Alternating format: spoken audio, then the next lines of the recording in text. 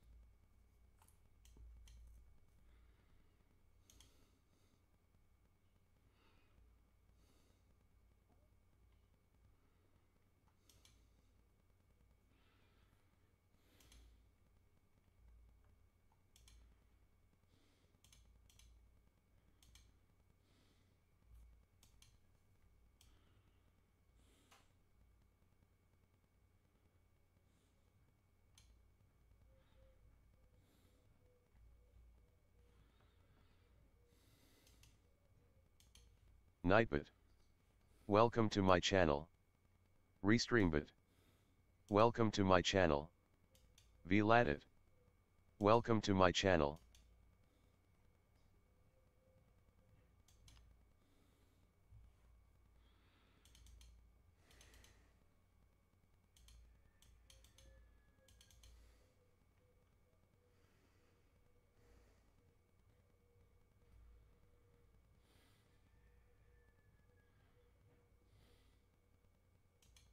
Welcome.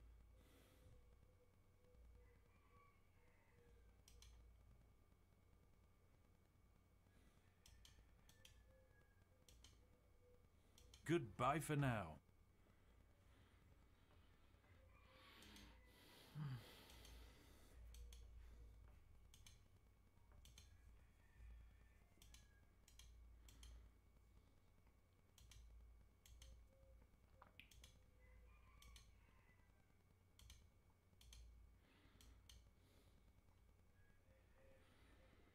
Welcome.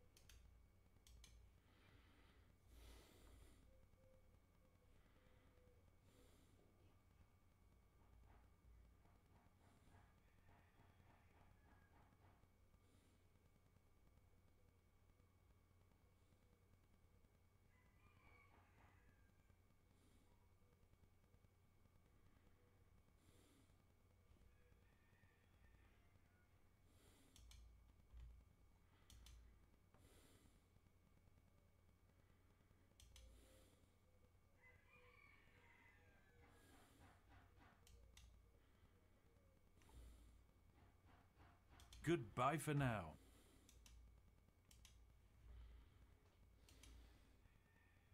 Alicidra. Welcome to my channel.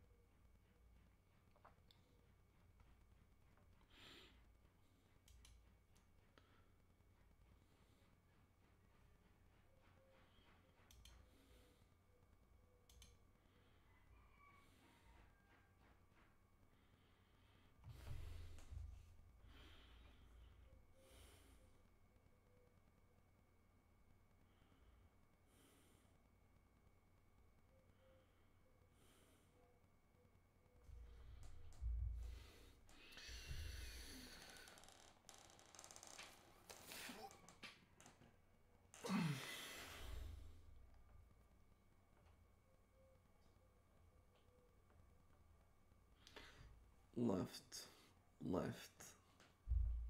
Ella. Welcome to my channel.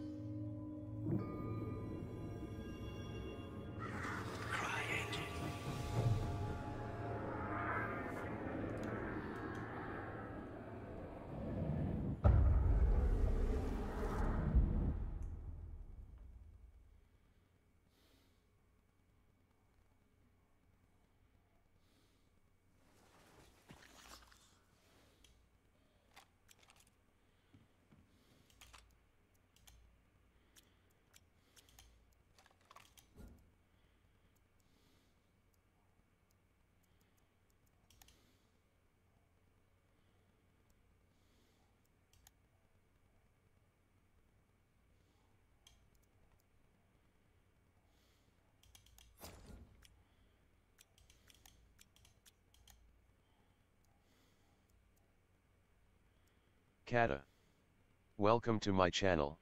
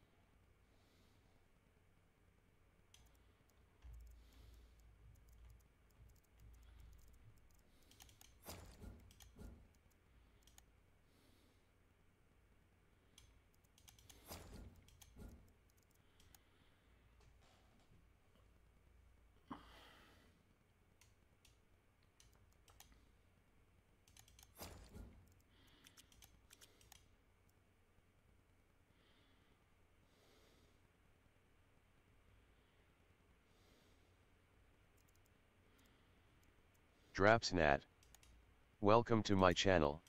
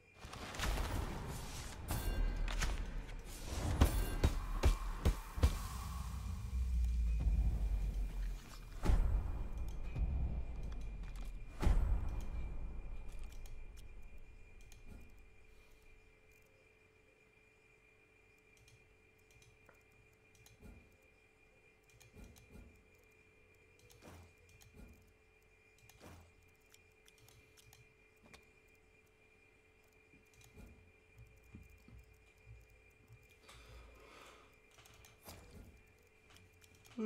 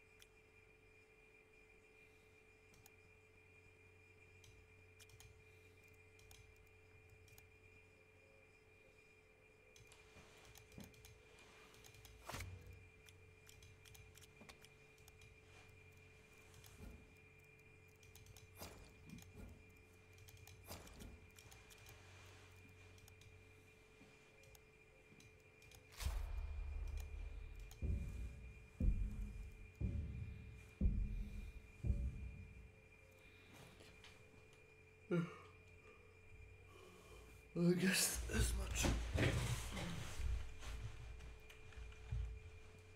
Welcome. Time.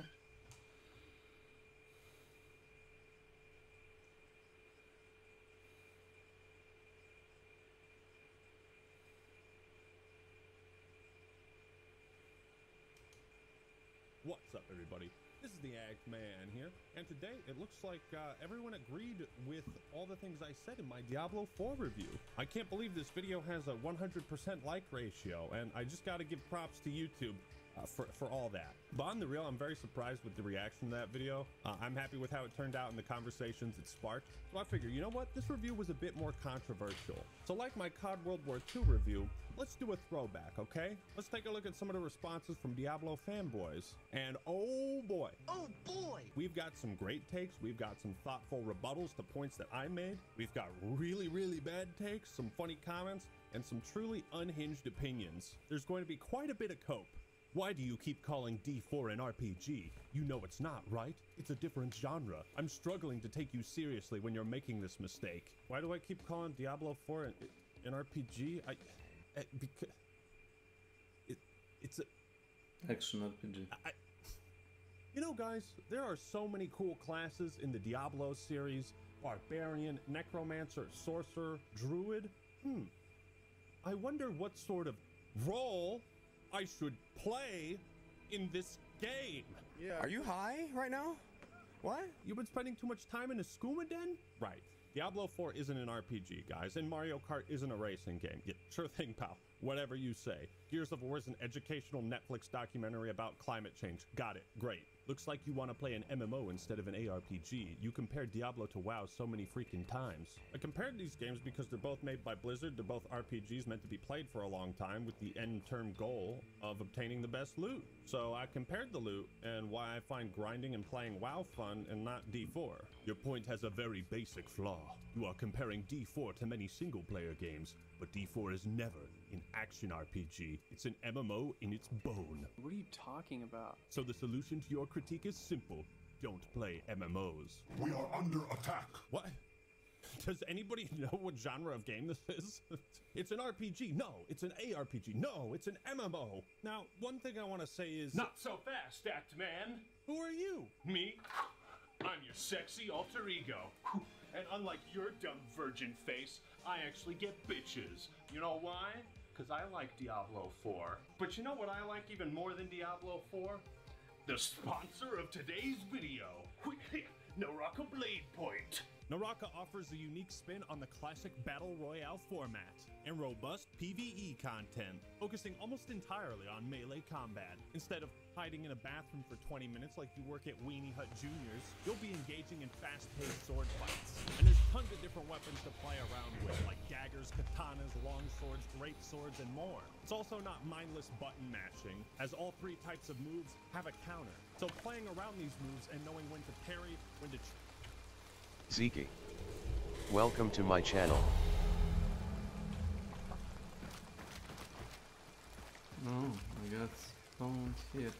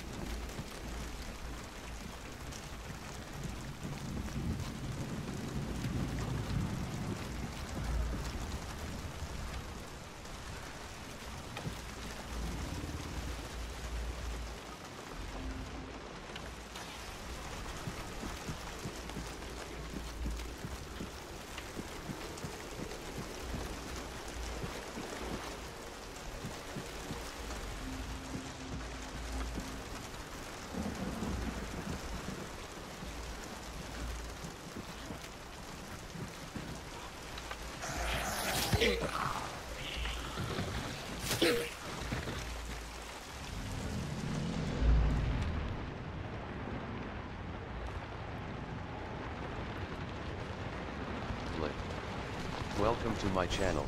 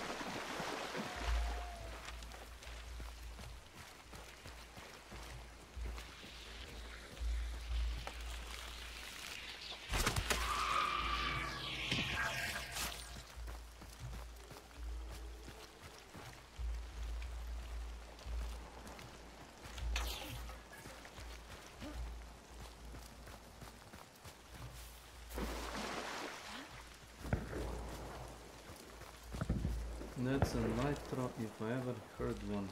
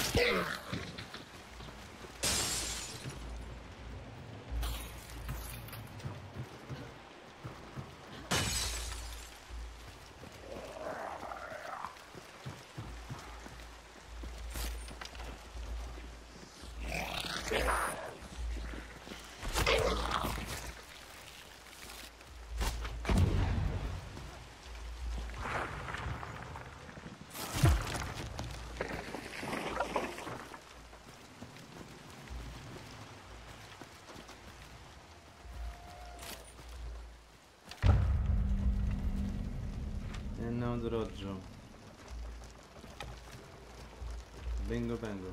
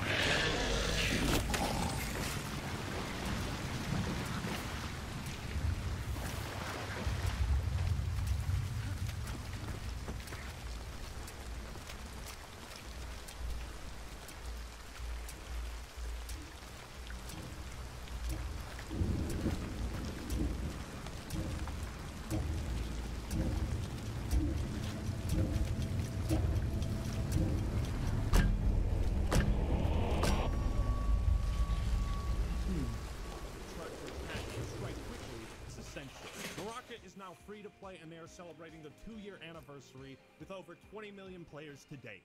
And check it out, look, that's me, I'm in the game. Naraka is also available on all major platforms, so go play it today. Download Naraka Blade Point using the link in the description and pinned comment. And thank you, Naraka, for sponsoring this video. And now for something completely different. Didn't play on hardcore and you picked Druid? You couldn't even make it to World Tier 3.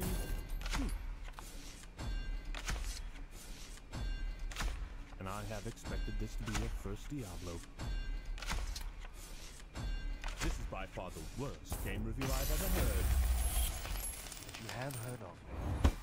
That's got to be the best game review I've ever seen.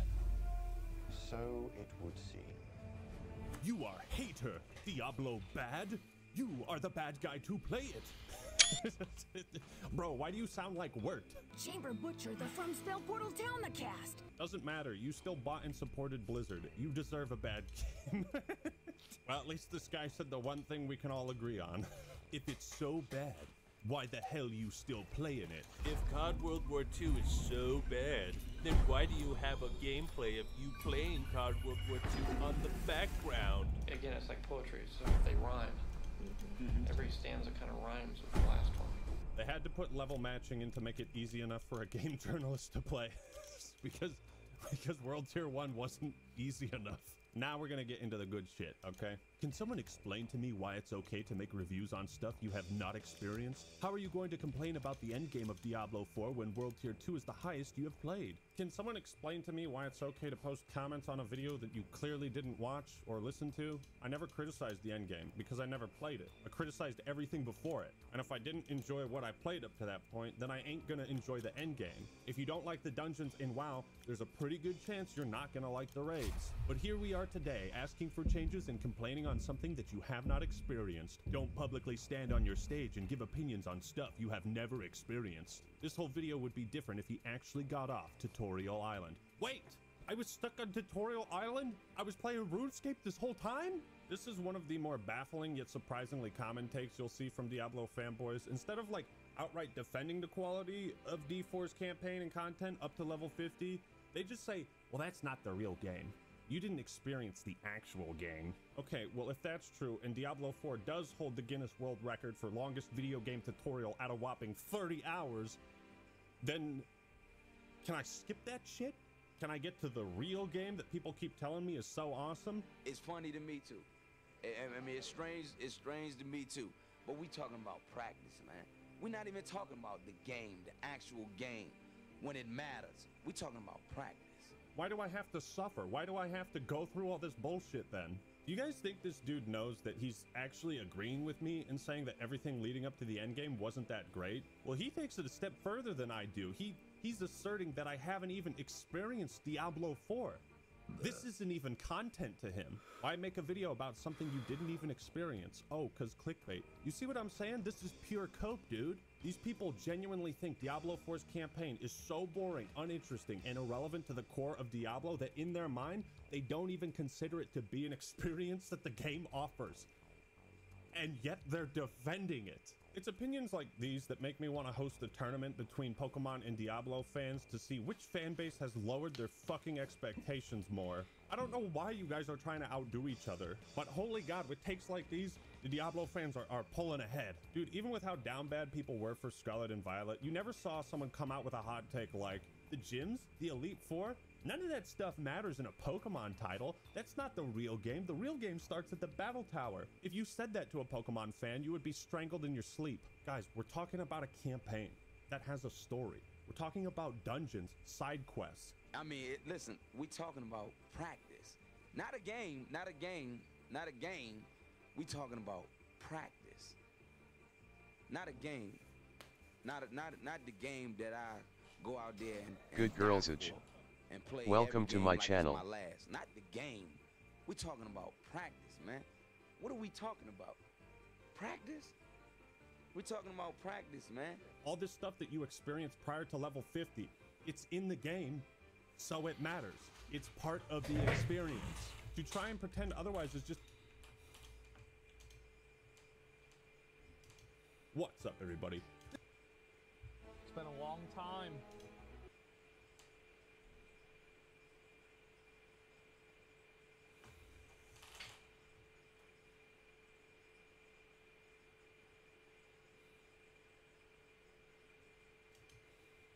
Have more different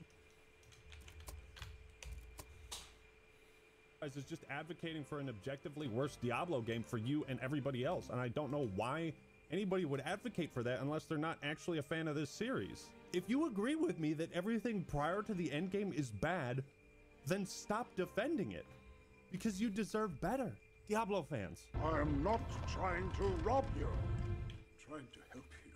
Bro, you will be secretly going to be playing Season 1. This was clearly made 5 views. Yes, pass me up because your logic is off and I'm a fan, so what? But doesn't change fact? Garbage. You don't know WAF World War II is stare at liking World War II, then make that video, why dare you? Again, it's like poetry, so if they rhyme, every stanza kind of rhymes with the last one.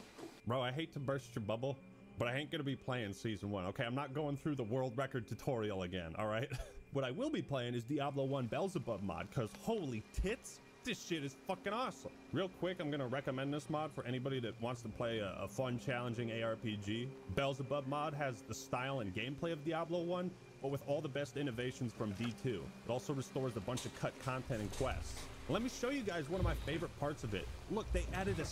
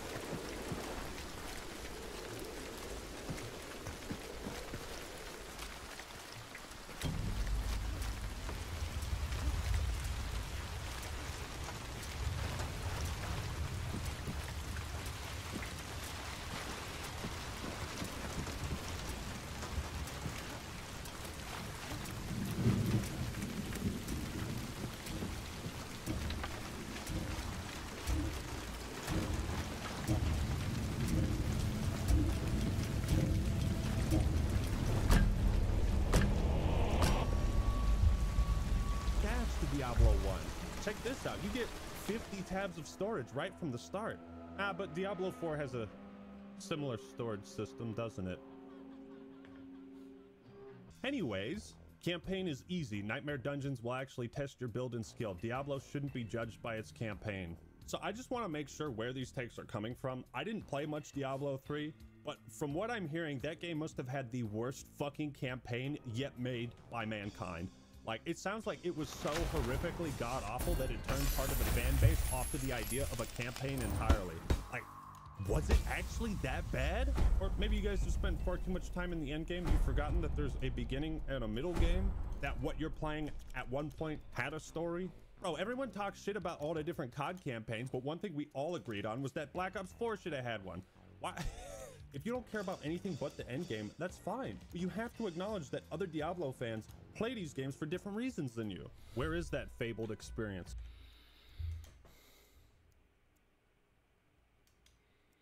October 1st, 1893. Still. Delphine Transit Log. 0000 hours AM. Time unknown. Time is irrelevant here, as is hunger, thirst, and other bodily functions. If Mr. Carmichael were to cut me open, he would find clockwork. Clocks inside all of us. The moon here is a joke. It barely moves. 0000 hours AM. There are more people aboard than I thought. Most are hiding in cabinets or shuddering naked beneath poker tables. Some find river snails and isopods and shove them into their eyes. There are only a handful of the crew and passengers left to talk to. 0000 hours AM. I told the rest that the captain abandoned us. Mrs. Carmichael called me faithless, said I steered us into a twilight hell. Mr. Carmichael accused me of pushing the captain over. Angelico agreed, mentioning that our cargo was immaculate. Frederick claimed that we had the Ark of the Covenant on board, that he could hear a voice from it without using his ears. Mr. Owl said he'd gut Frederick if he kept on like that. Scrawlback Jim shot off some rounds, shut them up.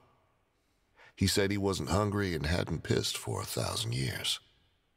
There was something stalking the boat he wanted us to go shoot. Apparently, the Delphine is full of guns and stolen goods. He mentioned some kind of crenulated insectile head like an artifact, too. 0000 hours AM. They've been shooting for an hour at the giant beetles that plow these channels with their migrations, at the trees, at the waterlogged roaming sailors that explode silver vomit from their mouths. The sailors seem out of time, more lost than we are. 0000 hours AM. The gunshots woke something up. It raised the Delphine a whole foot out of the water, then swam out, turned, and rammed us head on. All I saw were jaws tearing into the paddle wheel.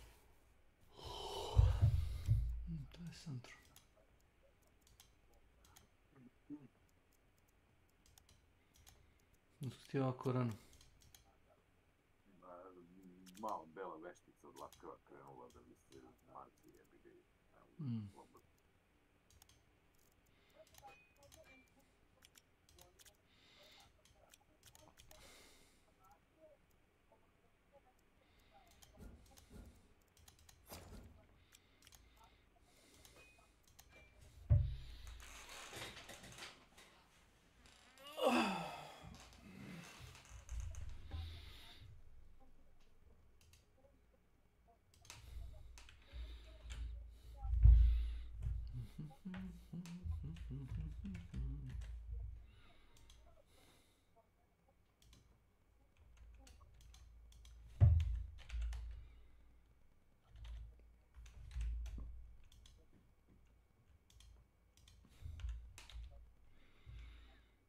Ne znam hoće će biti tu, ali idem samo, da kažu, na mjesto gdje car ide peške. Samo napred.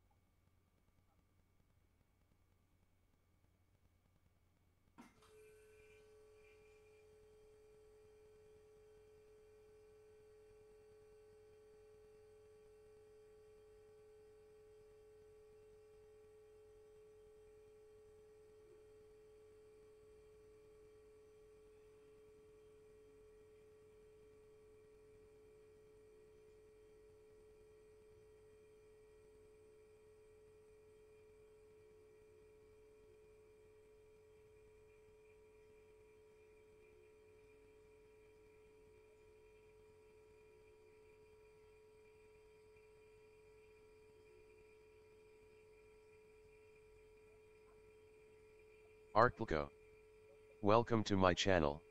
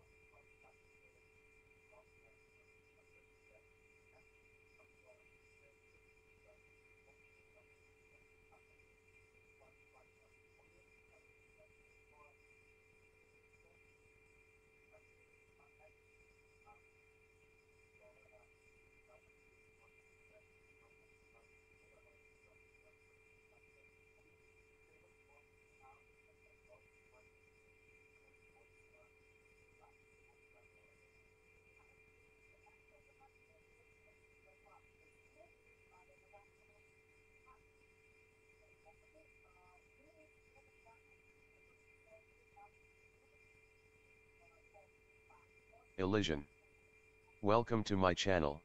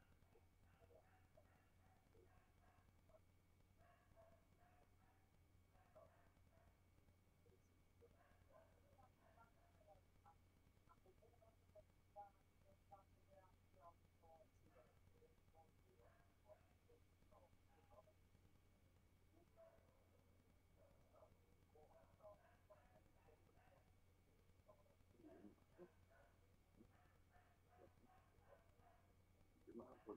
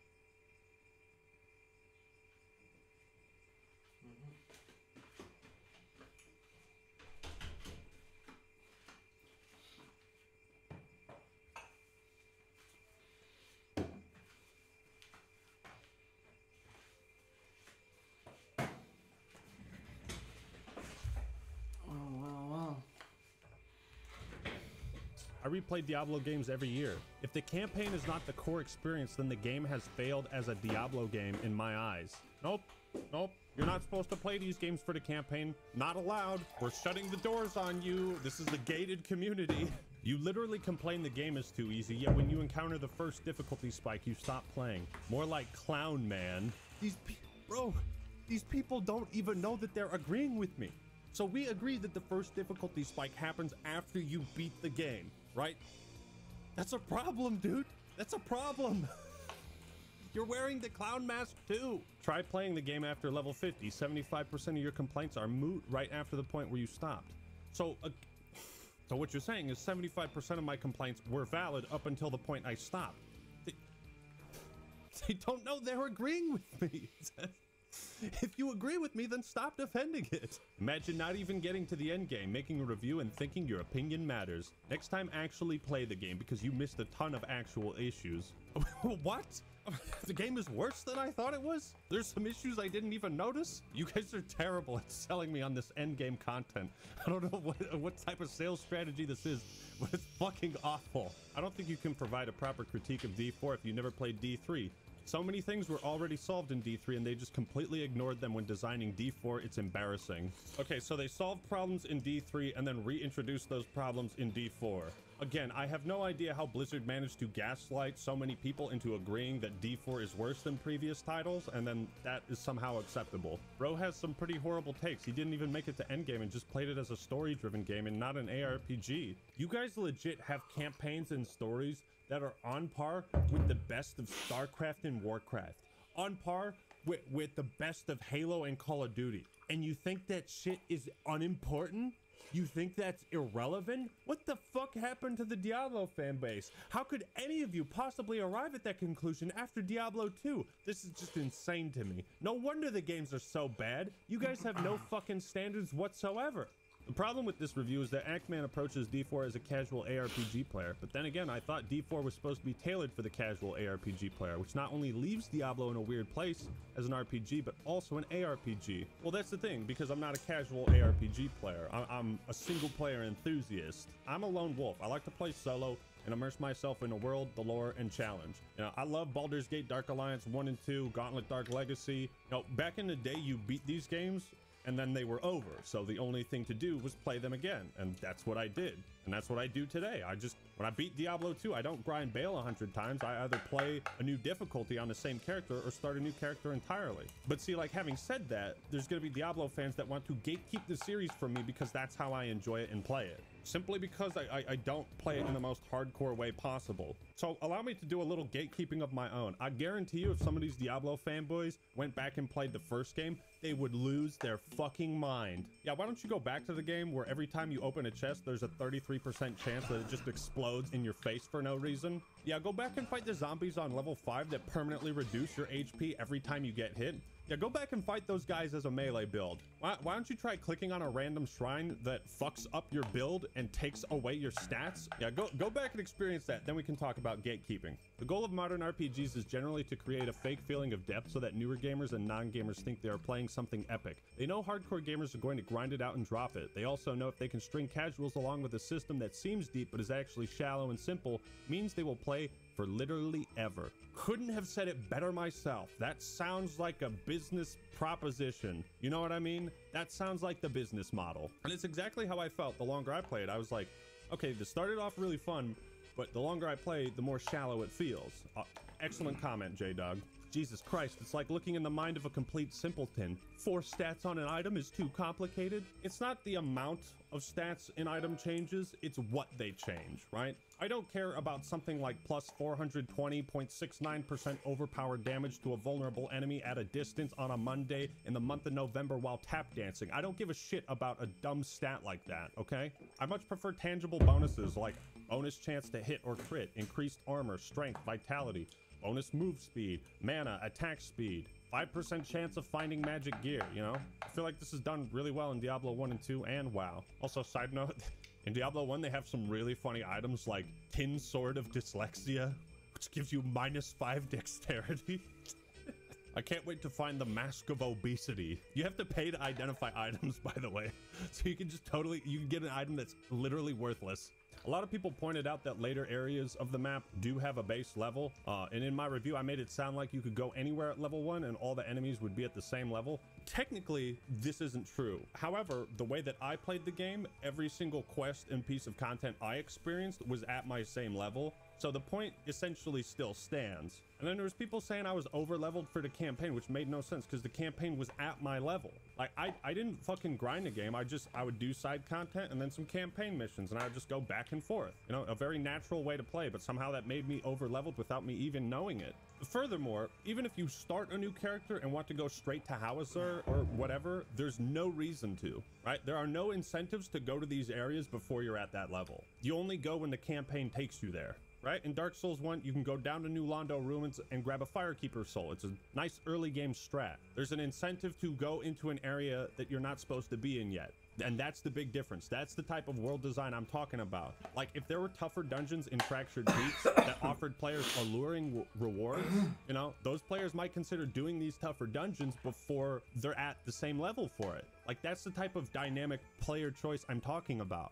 And level scaling just completely removes all of that. So I stand by all my points on how bad scaling is, but I wanted to clear up that technicality. Ah, I knew there was something fishy here. Played D1 and 2, but skipped 3. Now, how many times have we heard any of these D2 nostalgia crackheads have a sane argument about why D4 is bad, except for it isn't the same?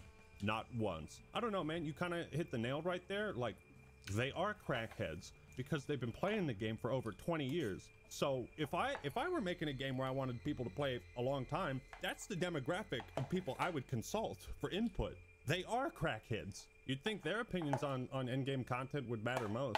You didn't actually put enough time or effort in the game to understand it. Overall, it's disappointing to see you post a review of a game you barely...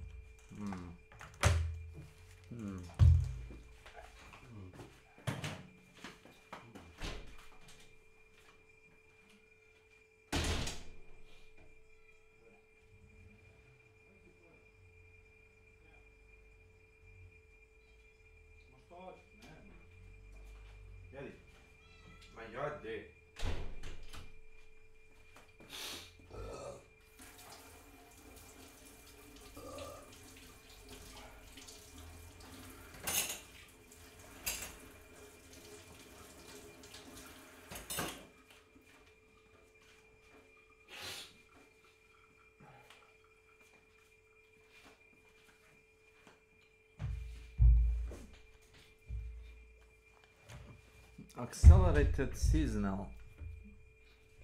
Is this a joke? Really got into, then gave up and made a bad review. What piece of media do you tell people you need to dump 30 hours into this before it gets good? What piece of media? This is like saying you watched all of Dragon Ball and you barely got into Dragon Ball. You didn't watch Z or GT. You know, it's just fucking stupid. Anyone who doesn't like Diablo 3 doesn't deserve to rate Diablo games. Anyone who doesn't like Wanda Gamelon doesn't deserve to rate Zelda games. It is not bad at all. You are just a tool. Damn, give it some time to add more. No! No, Robfar, they said this about Overwatch 2. No! No, you're falling into their trap again! Robfar. Robfar, don't! Robfar, give me your other hand, Robfar. I can't hold you. I can reach it. I can reach it. Your channel is like that guy that goes into a party, stirs up a ruckus between everyone, and then leaves to the corner of the room to watch Hell ensue and everyone argue while he eats chips enjoying himself. Good luck being that guy. Your takes have as much thought behind them as your blue and yellow swirly tattoo. This is definitely one of the best roasts I've ever received. Allow me to counter with one of my own personal favorites, Danny Dome. It must have been a sad day when you slithered out of the abortion bucket. I disagree with a bunch of stuff you said in this video. Strength was meaningless in Diablo 2 as well. Strength literally increases your damage in Diablo 2. What are you talking about? I don't think there is a way to have an open world game like this where every single NPC has a meaningful backstory and dialogue. Then don't make the game open world.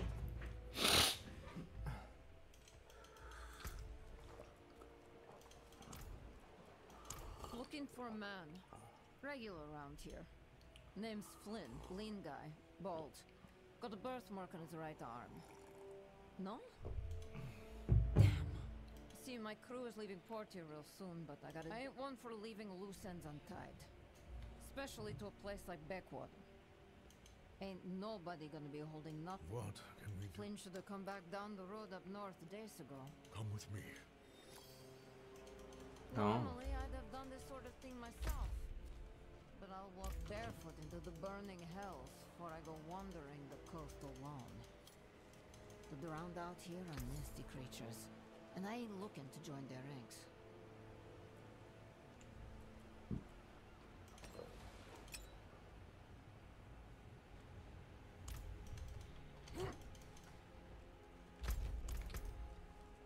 It's a pretty good ring, actually. The savior should go with the sea, damn it. He deserves better. He deserves peace in death, mate. Let the fires give it to him. Damn the drowned.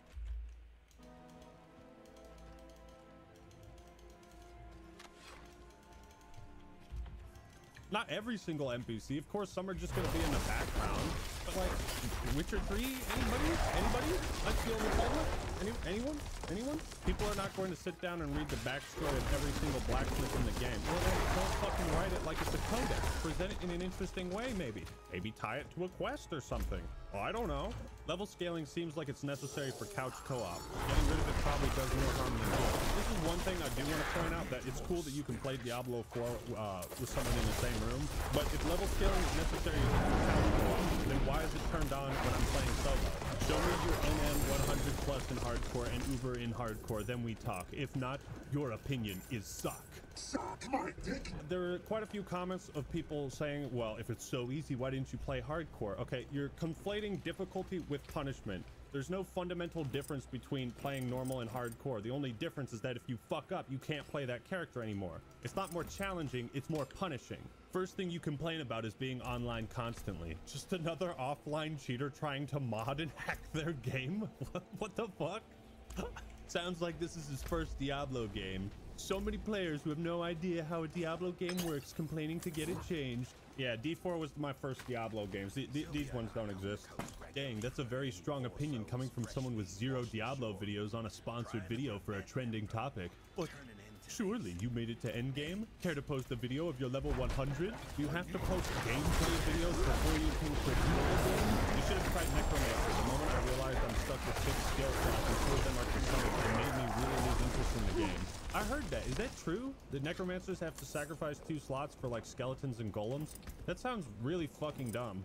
My problem with Diablo 4 is everywhere I go, I hear season this, that, and the other. But it's all hurry up, get the map open, get the statues, get the waypoints, the skill points, get the points, get the things, hurry up, season 1 is coming, go, go, go, keep playing. Only to find out if you want anything out of seasons, you make a new character, start your game progress all over, and haul ass through the seasonal content before the next season comes out every 3 months. Want to know why the design is the way it is? Diversity. I think that's the last reason why this design is the way it is. Diablo 4 is actually a woke, propagandized mess. Subtle hints at progressive ideology litter every scene. Well, I think that's gonna do it for today. We saw some good takes, some bad takes, some truly unhinged takes. We saw a lot of gatekeeping, a lot of people coping, agreeing with me that the game is bad, but somehow saying that it's okay. Well, what do you think? Let me know your thoughts and opinions in the comments below. Like the video if you enjoyed it, and subscribe to the Actman for more awesome content. Don't forget to check out my Rocket Blaze point using the link in the description and pinned comment. All right, everyone, that's all I got for today. The Actman signing out. Peace.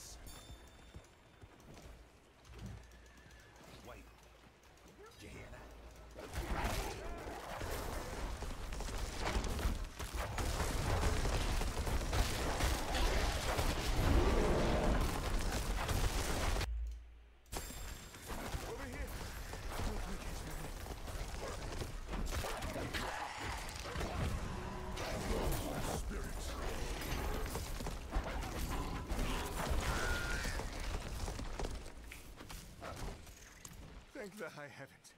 I was starting to think... Are you all right? Yes, I believe I will be. Come with me.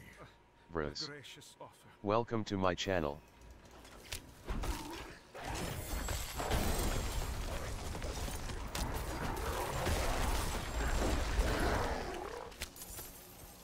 I'm out. of spirits.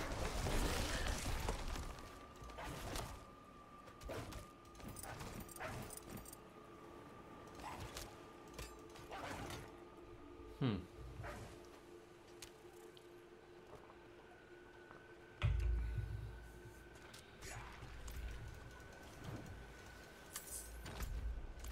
not ready yet.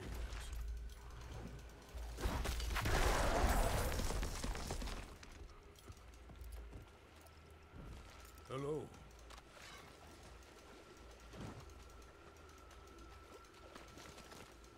I do not have enough space.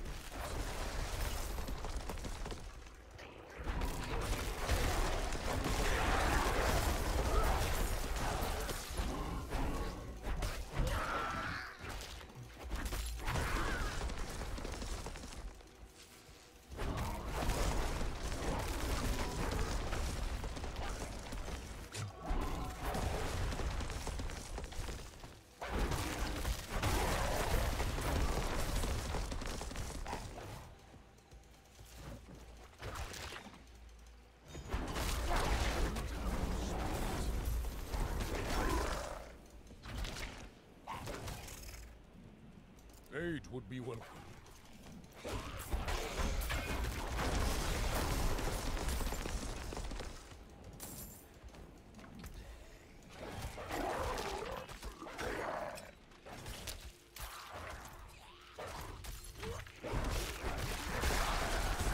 Spofford. Welcome to my channel.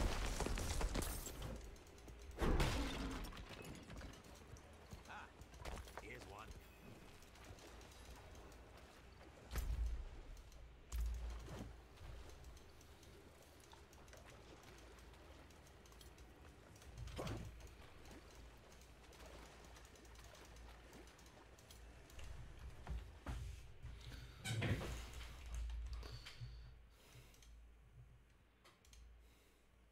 Have more different groups of people that can come into the game.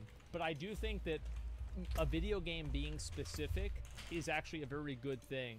And, you know, a great example of this, Vampire Survivors, Halls of Torment, Fortnite, BattleBit, let's see, Street Fighter, fuck. Like, there are many super popular, hyper-specific games, but of course they're probably not going to hit, like, the same peaks that, you know, some game that tries to appeal to everyone. And those numbers are too dramatic. A game that in many ways kicked off the modern age 3D roughly 25 people. Red Dead Redemption 2 took 8 with thousands of people working on this. Red Dead 5 start with 7. Industry at large, the number of people that one bring in after time in order to justify the expense. It's actually making it really difficult saying that because the games are so expensive, they have to appeal to a wide enough audience. And I think what happens is that whenever they try to appeal, whenever you try to cast a net that big, it doesn't really catch anything. Because it doesn't really appeal, and it doesn't really hook anything.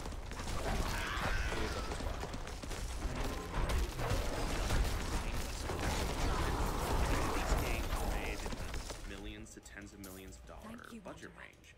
And because they were making a stealth game specifically, because they were doing that for 2 to 3 years, because they could, for lack of a better term, afford specificity. Every decision in that game, from the art style to the way you can interact with the world, to even the way story was delivered, was all calibrated to deliver the best stealth experience possible, and you could feel it. Now you could say the stealth. Okay, alright, there's one more. Now you can say the stealth is more places than ever. It's in Cyberpunk. It's in Spider-Man. But those are... Yeah, every game has stealth now. And that's what he's saying, right? It's like every game is trying to incorporate everything. Stealth playthroughs, stealth playstyles. And as talented and hardworking as those designers are, that's never going to be the same as an entire experience intended to deliver one specific cool thing. That's a true. game developer. I've been talking a lot. And I think that's the issue. And again, that's the too big to succeed thing. Is that whenever you need to cast that wide of a net, sometimes it ends up like appealing to nobody. size of your game determines what you can and can't make. And as a result, a lot of people have been coming into my mentions and saying, this guy sounds scared. This guy sounds like he isn't ready to reach the raised bar that we're getting because of the mega games that exist right now. And I'm not scared. I'm very good at... I don't think that other games have to be... I feel like games can coexist. Like, you can have a $5 game that's really good at being a stealth game, and you can also have a mega game that's $200 million. Like, it's not like there has to be one game that everybody plays. Elden Ring cast a big net, and they caught a huge amount of players, so no, I disagree. I think that there are examples of games that do that, things like Grand Theft Auto, etc. But I also think there's a lot of examples of games that don't. So I see what you're saying, but in general, whenever you try to appeal to so many people, I feel like there are a lot of games that I see. I think Anthem was a really great example of this. Is that, like, these are games that were designed by a committee of people that have a focus group that tells them what video game players like. You know, like, if they, you know, like, the last game that they seriously played was Donkey Kong. My job, and there are few things in this world that I love as much. It's not just fulfilling player expectations, but exceeding them, making experiences especially that seem ridiculous or like they shouldn't work into games that are meaningful and that reach players in ways that otherwise would never be possible. There is one thing that scares me though, and it's that players aren't being told what they're losing. Every mega game intended to reach the entire world at a single time. There are 100 video games you're not being allowed to play that would have specifically been set. I think that's definitely true. And also, like, if you go back and you play, like, you've got games like Secret of Mana, for example, that are like, I mean, actually, like, and by the way, like, after listening to everything this guy said, he's really not out of pocket at all with what he was saying. Like, it's reasonable. It absolutely is. Like, it wasn't bullshit in any way. Like, what do you guys think? Yeah, I don't... Yeah, I think that was fine. Larian Games were multiple times on the verge of being bankrupt, but they still moved on. Yep, that's definitely definitely part of it. Yeah, he's wrong. Well, I think that, like... I don't think that he's wrong. You could say that, like, his analysis is unfortunate. You don't like that he's right, but I don't think he's wrong. Or games added this whole thread. You can't be appalled by how much big games cost to make, and those lavish productions, the standard by which all these games are judged. I hope Baldur's Gate 3 is a generous, once-in-a-lifetime RPG. I hope no one expects 10 to 20 to 40-person teams to make one. Now, most of the other people expect to have a game that has the scope of Elden Ring in it. I think that the real frustration comes out whenever a game is just bad. If a game is short, people want more of the game. If a game is bad, people don't want the game. Developers that hopped in on this tweet also shared similar sentiments. However, they were also smaller third-party companies or indie developers, and we don't have those same kind of expectations for them that we would anybody else. We wouldn't look at them and say, well, you need to make games that look and play just like Baldur's Gate 3. That just doesn't make a whole lot of sense. We don't look at a game like Vampire Survivors and expect those guys to turn around and come out with the next Halo or something like that. Yeah, definitely. If anything, we actually expect from those smaller companies to produce less polished games to us that just have more in-depth gameplay or explore a very specific part of gameplay in a much larger scope than most games normally do, and have really simplified game loops that keep us. By the way, somebody said, isn't it disingenuous for her to say the consumer knows how many people are in a dev team? Yes, the consumer does not give a fuck how many people are in the dev team. It doesn't matter. Oh, it took $200 million to create? Well, I don't give a fuck. I don't want to spend $70 for it. Well, I don't care. Well, I want to play the game. Well, it takes time. I don't care. It's not the consumer's job to care. To keep us addicted, like a Vampire Survivors or something like that. Now, what's really interesting about this thread is that, well, it doesn't just end with the third party and the indie developers. No. The AAA developers felt like they should also chime in as well. And, oh boy. Here we go. Oh boy. Here it comes. Insomniac Games design manager Ryan McCabe urged others not to use a singular game to set expectations for everyone that's developing Seeking. RPGs because it isn't Welcome to useful, my channel. and Nope, instead- I want every game to be like Elden Ring. That's right. I said it. I want every game, that is the tip of the mountain. Now, if you don't get to the tip, I understand it. But you better be on the fucking mountain. Don't be on some hill over somewhere else talking about battle passes and gotcha bullshit. Ed Foolhardy. Obsidian Entertainment design director Josh Sawyer noted that having the foundation set and the funding to build things on your own terms is invaluable. This is not downplaying the talent. It's again, please understand that we have quarterly profits to make. Just like any of us. Like you or me. Until they claim they're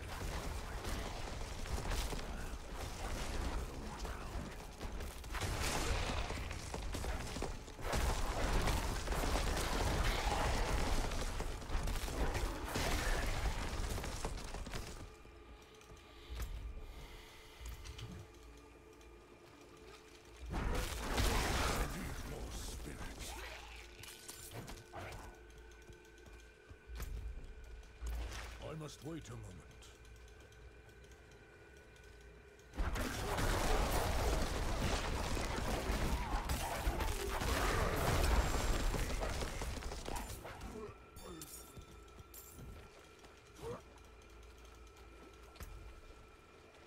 I must wait a moment.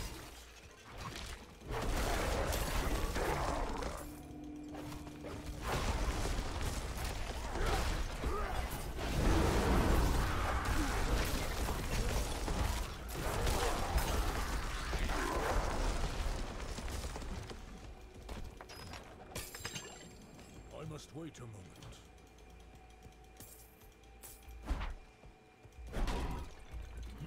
No, the consumer is not responsible for you being able to make money, so they have to buy your shitty game. No, that's not how it works. What the fuck are we talking about here? This is insane. Work on Baldur's Gate 3, but acknowledging the case is atypical for the games industry. Now, I find these tweets specifically a little bit more interesting.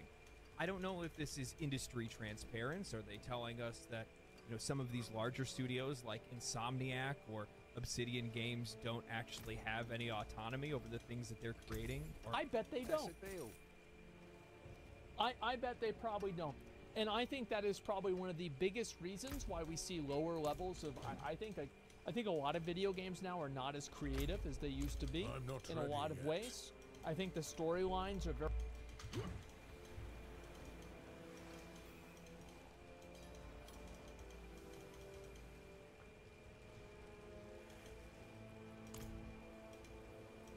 All right, sweetheart. Work's all done. Oh, how'd your drunk ass manage that? And who? Erwin, ma'am. Pleased to meet you. My ship was attacked just offshore. These two were kind enough to rescue me. Kind? Tomai and... Hey, I've seen you before. You were the one fluid. I see now. You didn't do this alone, did you, Tomai? You how? What? No, come on. I barely even noticed some nappies. Enough out of you. Now you there.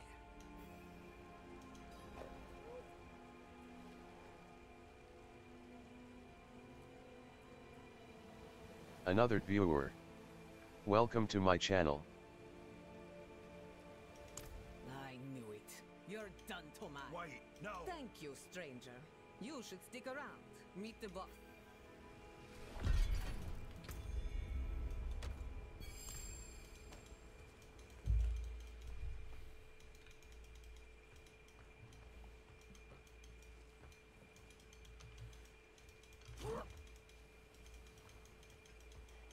I must wait a moment. Hey, you! Boss wants to talk to you.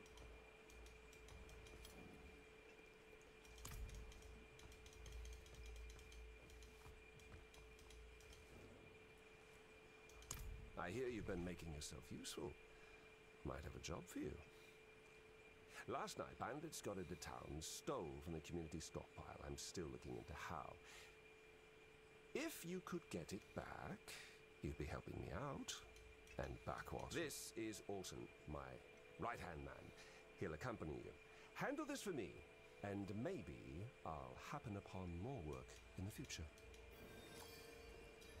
Backwater is a town of miscreants, outcasts, and people who don't fit in anywhere. If you have problems and the right amount of coin, we will gladly relieve you of both.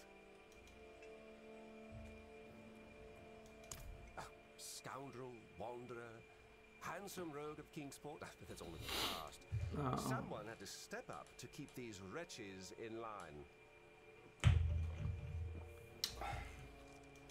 Me? No, I'm just an old scoundrel. That he is.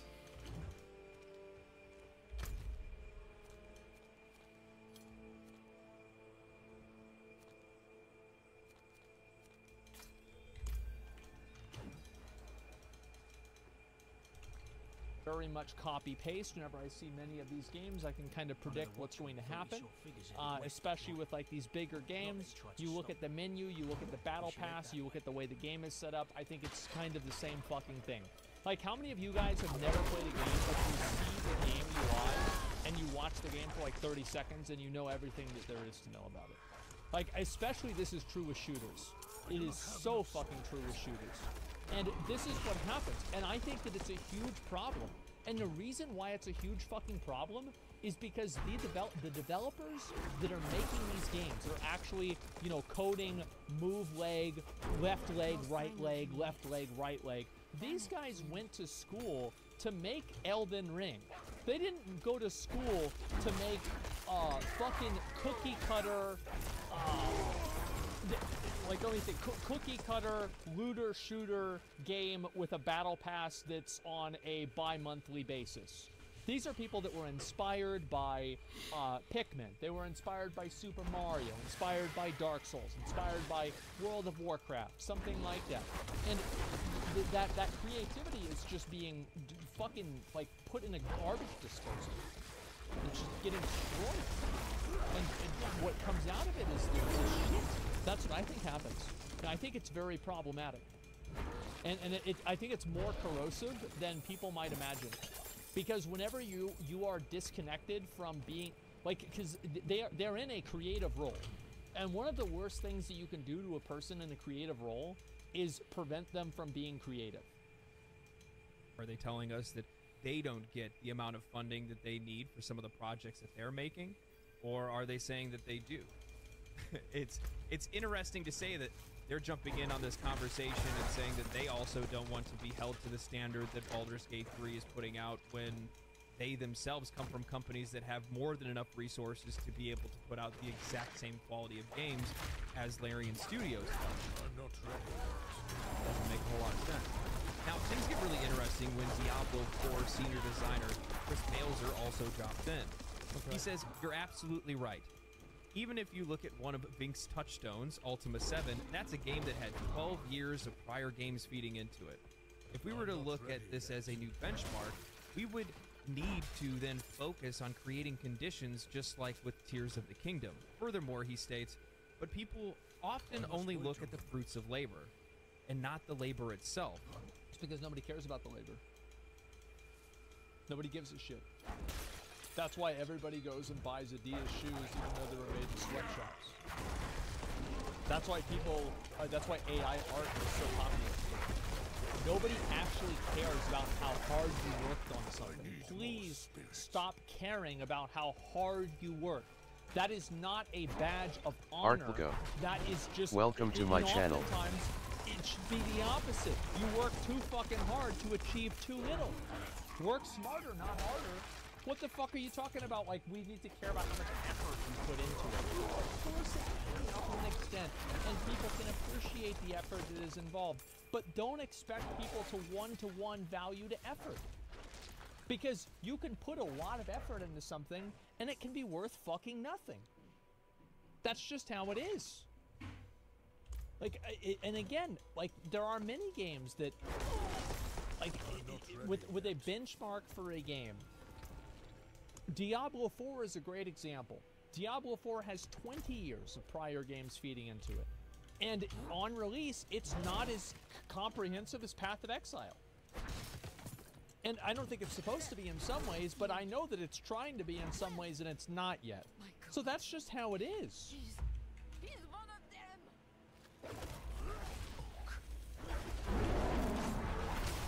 Friends, welcome to my channel. Flynn, guess now we're even. Sure was. Shame he had to go that way. Appreciate it. What for? Oh, these things tend to happen around here. You get used to it. I should get going now.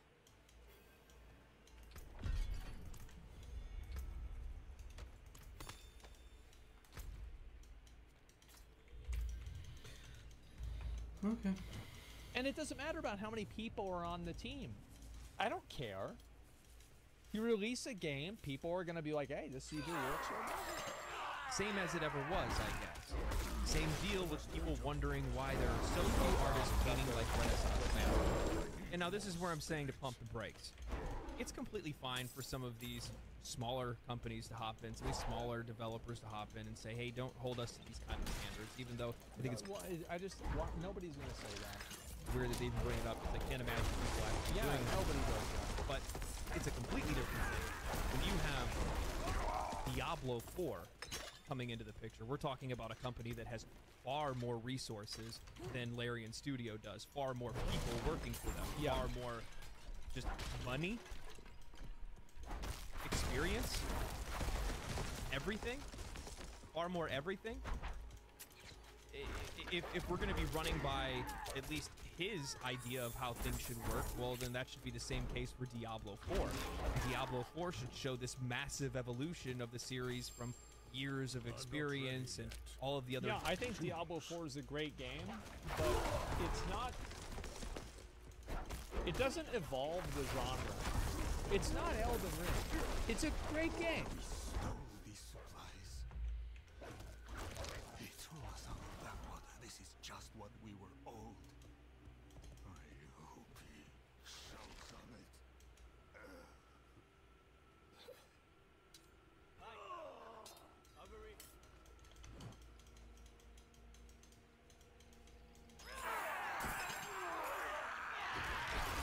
I'm not ready yet.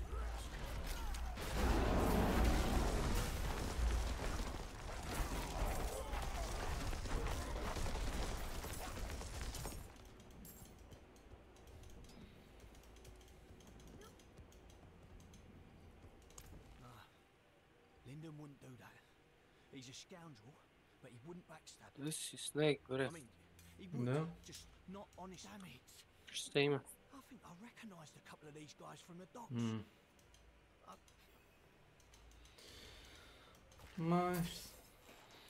Dobro, skuo nešto. Skuo mleko. Kad uzem mleko, obično treba da se skuva, da ne bi se ono cijepalo nešto. Ne.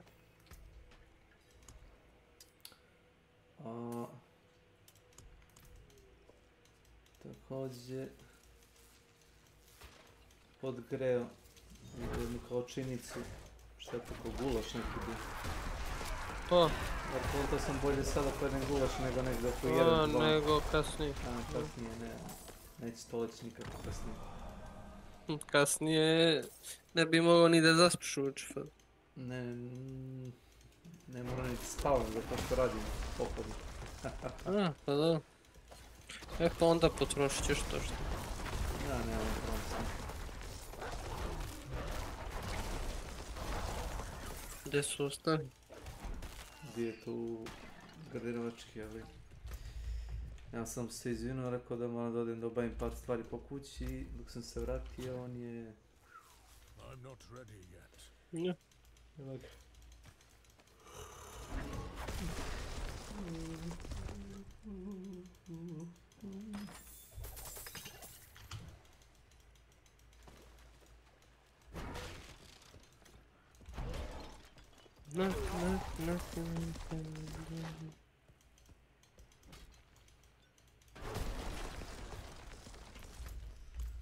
Ideš danas negdje na kupanje?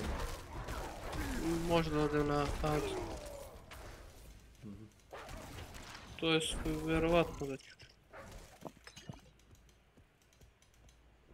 A bolje mi je nego da sedim. Šta ću? Pa dobro, nisi pod obavezom. Što bi ja rekao, nisi pod ugovorom. Pod ugovorom, je. Pa dobro, s Milanom jesmo pod ugovorom. Svi smo pod ugovorom, da. Kaj, to car.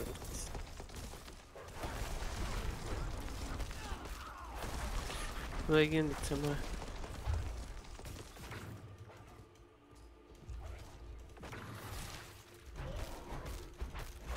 Mega izdajnik.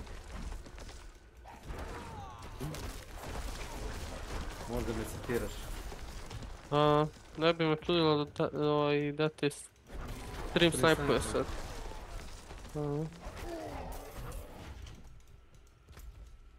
Šta je rekao? Sinac da on mora da radi nešto sutra. Šta bre da radi? Ja i Casey smo umre da smeh kao u 10 sati ja prekinuo igranje i rekao kao moram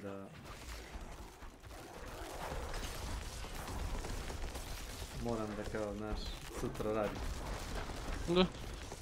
I onda Casey će ono kao šta da radiš? Pa veš ti.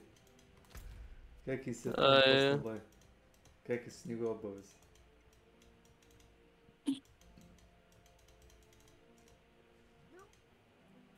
On behalf of Backwater, I thank you. I'll have to keep you in mind if anything new goes.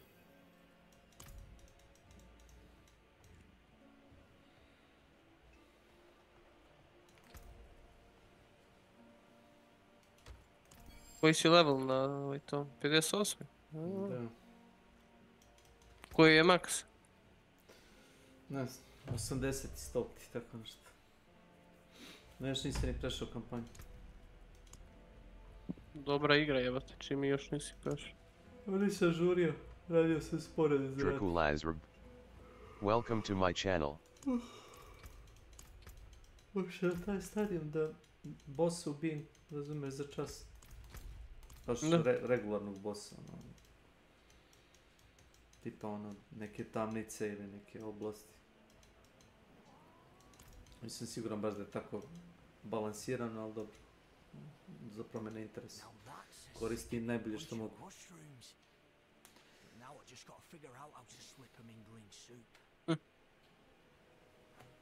Wow.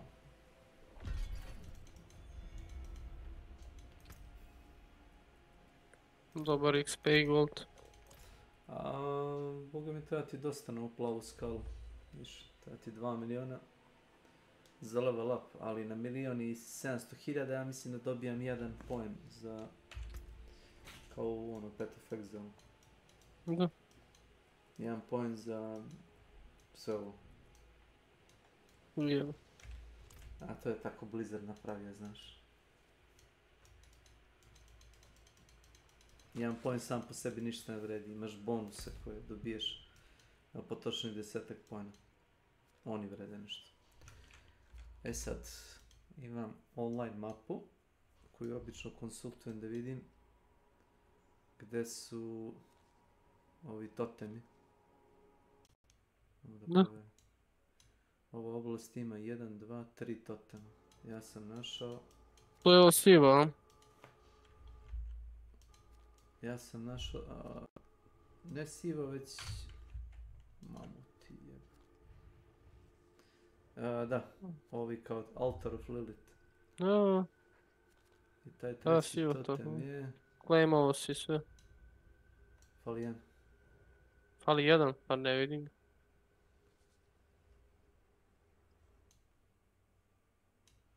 Fali jedan, ali ne znam da ima lokaciju, da vidim.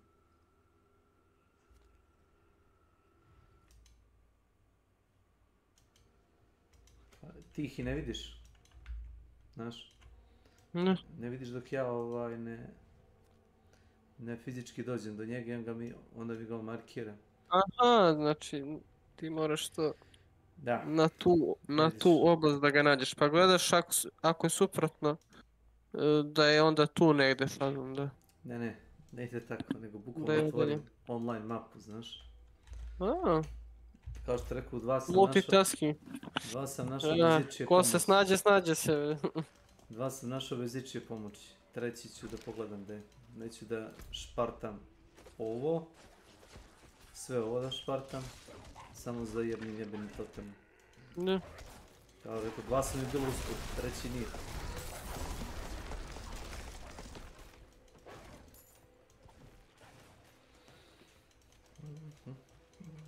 Šta ću reći?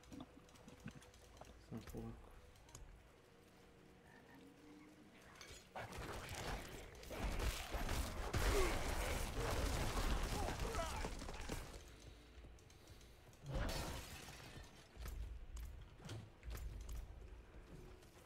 I must wait a moment.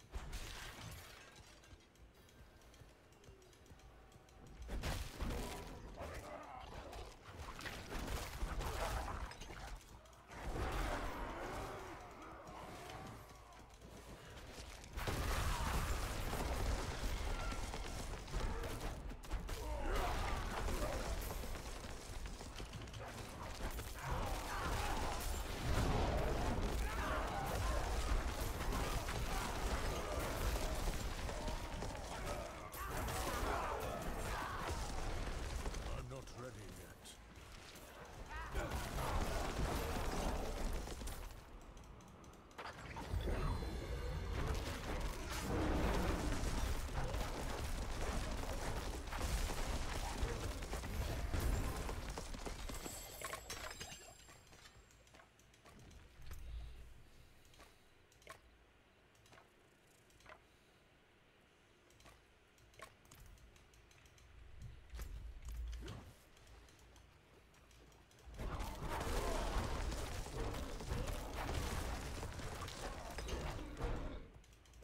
I must wait a moment.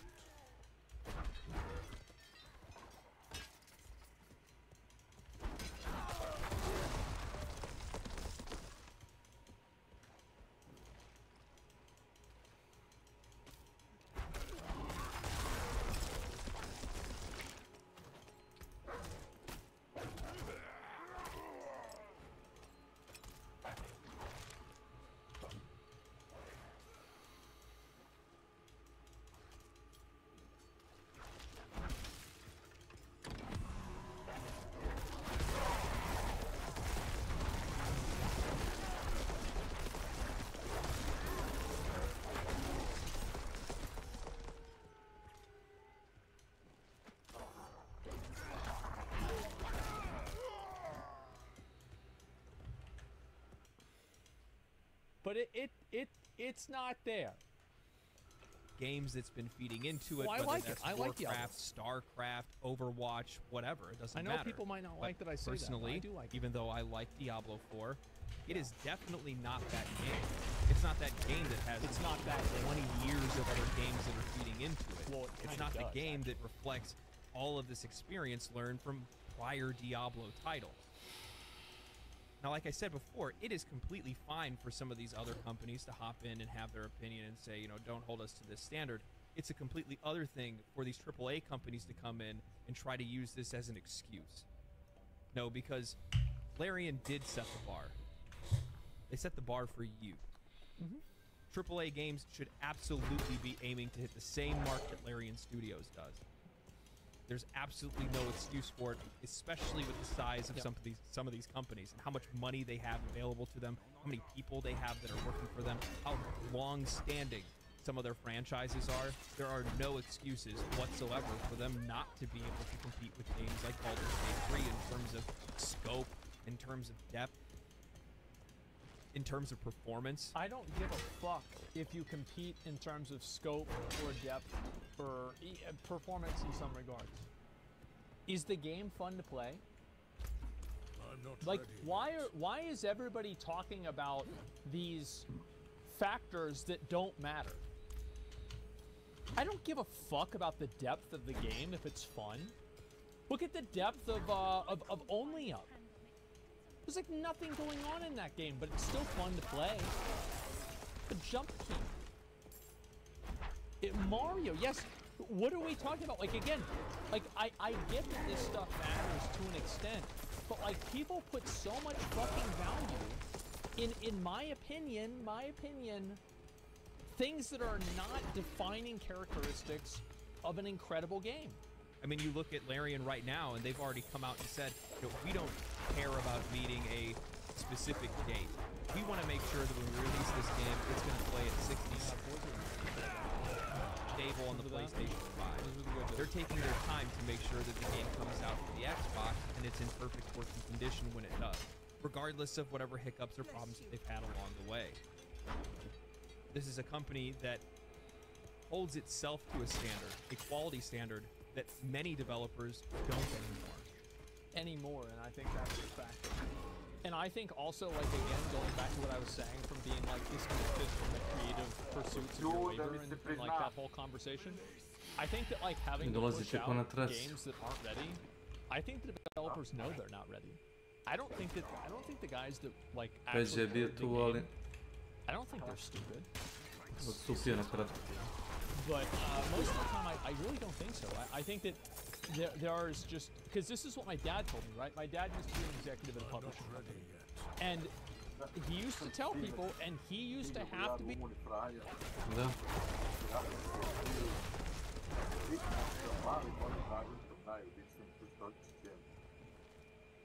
Svu trojicu za 3 sekunde poslaže headshotove, znači, ide smetara.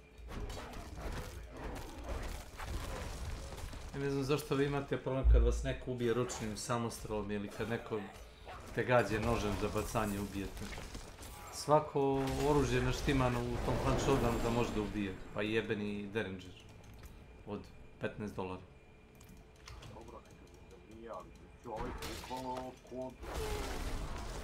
Ne, ovo je bilo na tvoj račun, nisi ukapirao. Kad te neko prosvira i ti kažeš, nemoj da me zebavaš, da me ubije s ovim sranjem od $20 na 170 metara u punom trku. Što te nervira? Automatski, znači ako ti to ne koristiš i ako to tebi demoden, znači da ima sranje performanse. Mene nervira taj Springfield Marksman. Ima sranje municiju, ima eksplozivne metke i poison metke. Ali ne znači da je oružje loše. Ne, oružje je dobro. Gledao sam ljude da bace dinamit, opale eksplozivni metak, bam, i detonira dinamitom instant i raznesu čitavu, znaš, raznesu to što gađu. Ali ja ne igram tako i to meni ne paše. Ali nikad ne kukam kao, ne. A nije to kukanje, to je... Da, znam, to je nešto psihološko.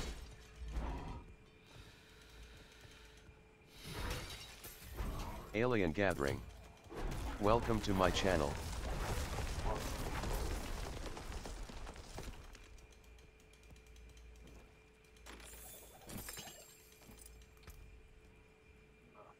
Flower. Svi timovi.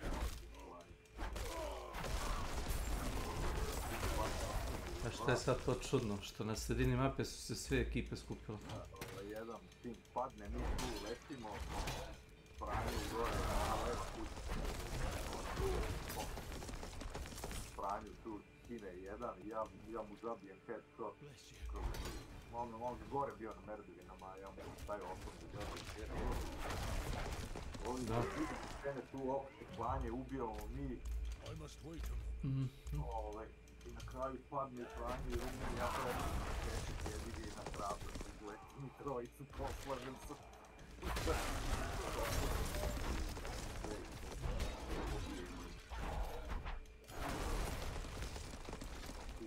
Kao John Wayne, a? Rekao kao John Wayne. Da, gledao sam ih po flagu, znači oba su mi rekao popni izgavanje, reload, okretanje, bam.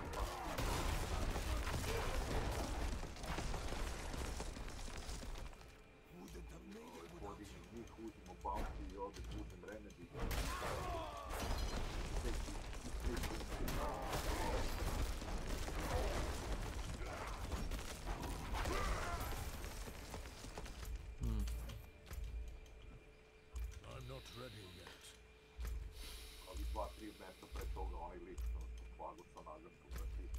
bukvalno za 3 sekunde svoj trojici podelio headshot. Najgore što mi nismo bili uopšte jedan pored drugog. On je bio u zoni od matraka, jedan rok na vrata. I on prvi kuću je una, van, tap, vanju, tap. Tu trojica.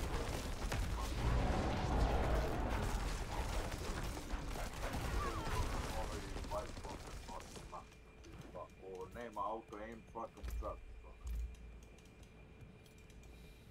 Ali to mi je onako bukvalno fizički nemoguće da je čovjek uspio da uredi. Možda zna da igra. Kažem, ako je znanje, svaka mu čast. I da mu kapu, ali ono, vremensko mu čast.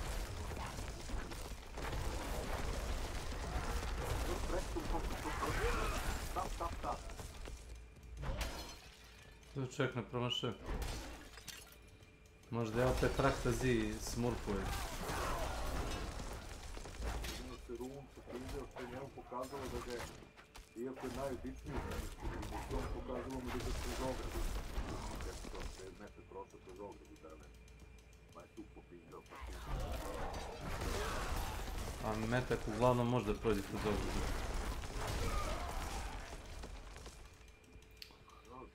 Uglavnom. Ne može, ali...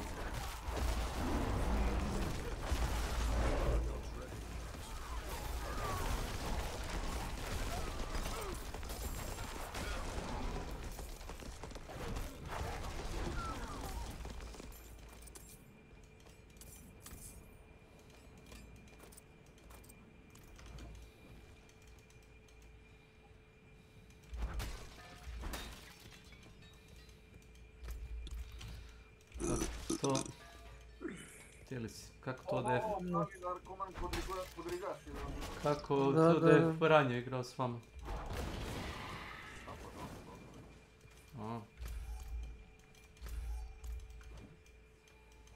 Tako da... Šta, da si u Huntu neći?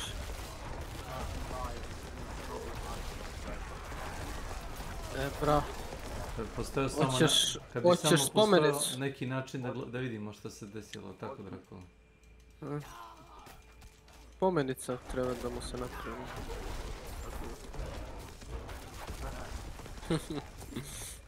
Ali ne, mislim da ipak više treba da se prizna Milon. Treba? Da je u stanju za rat.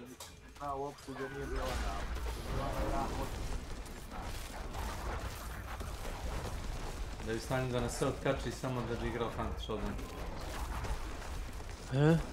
To je javljeno koliko znam.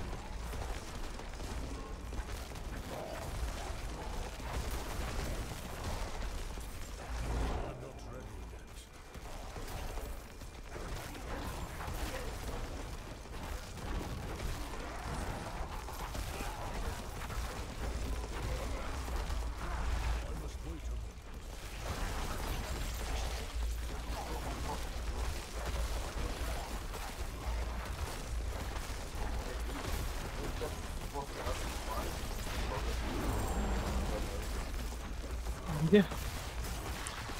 Vidimo se.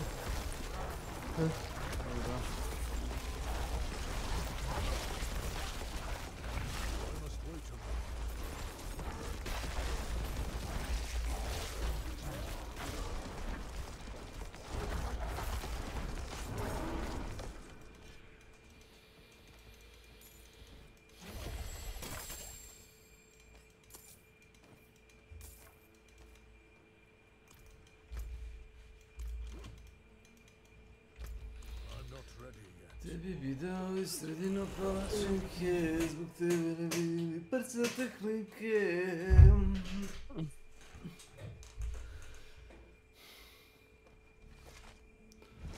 Tačno mi se će zaspat. Ozbiljno. Popi kafu. To bi radio.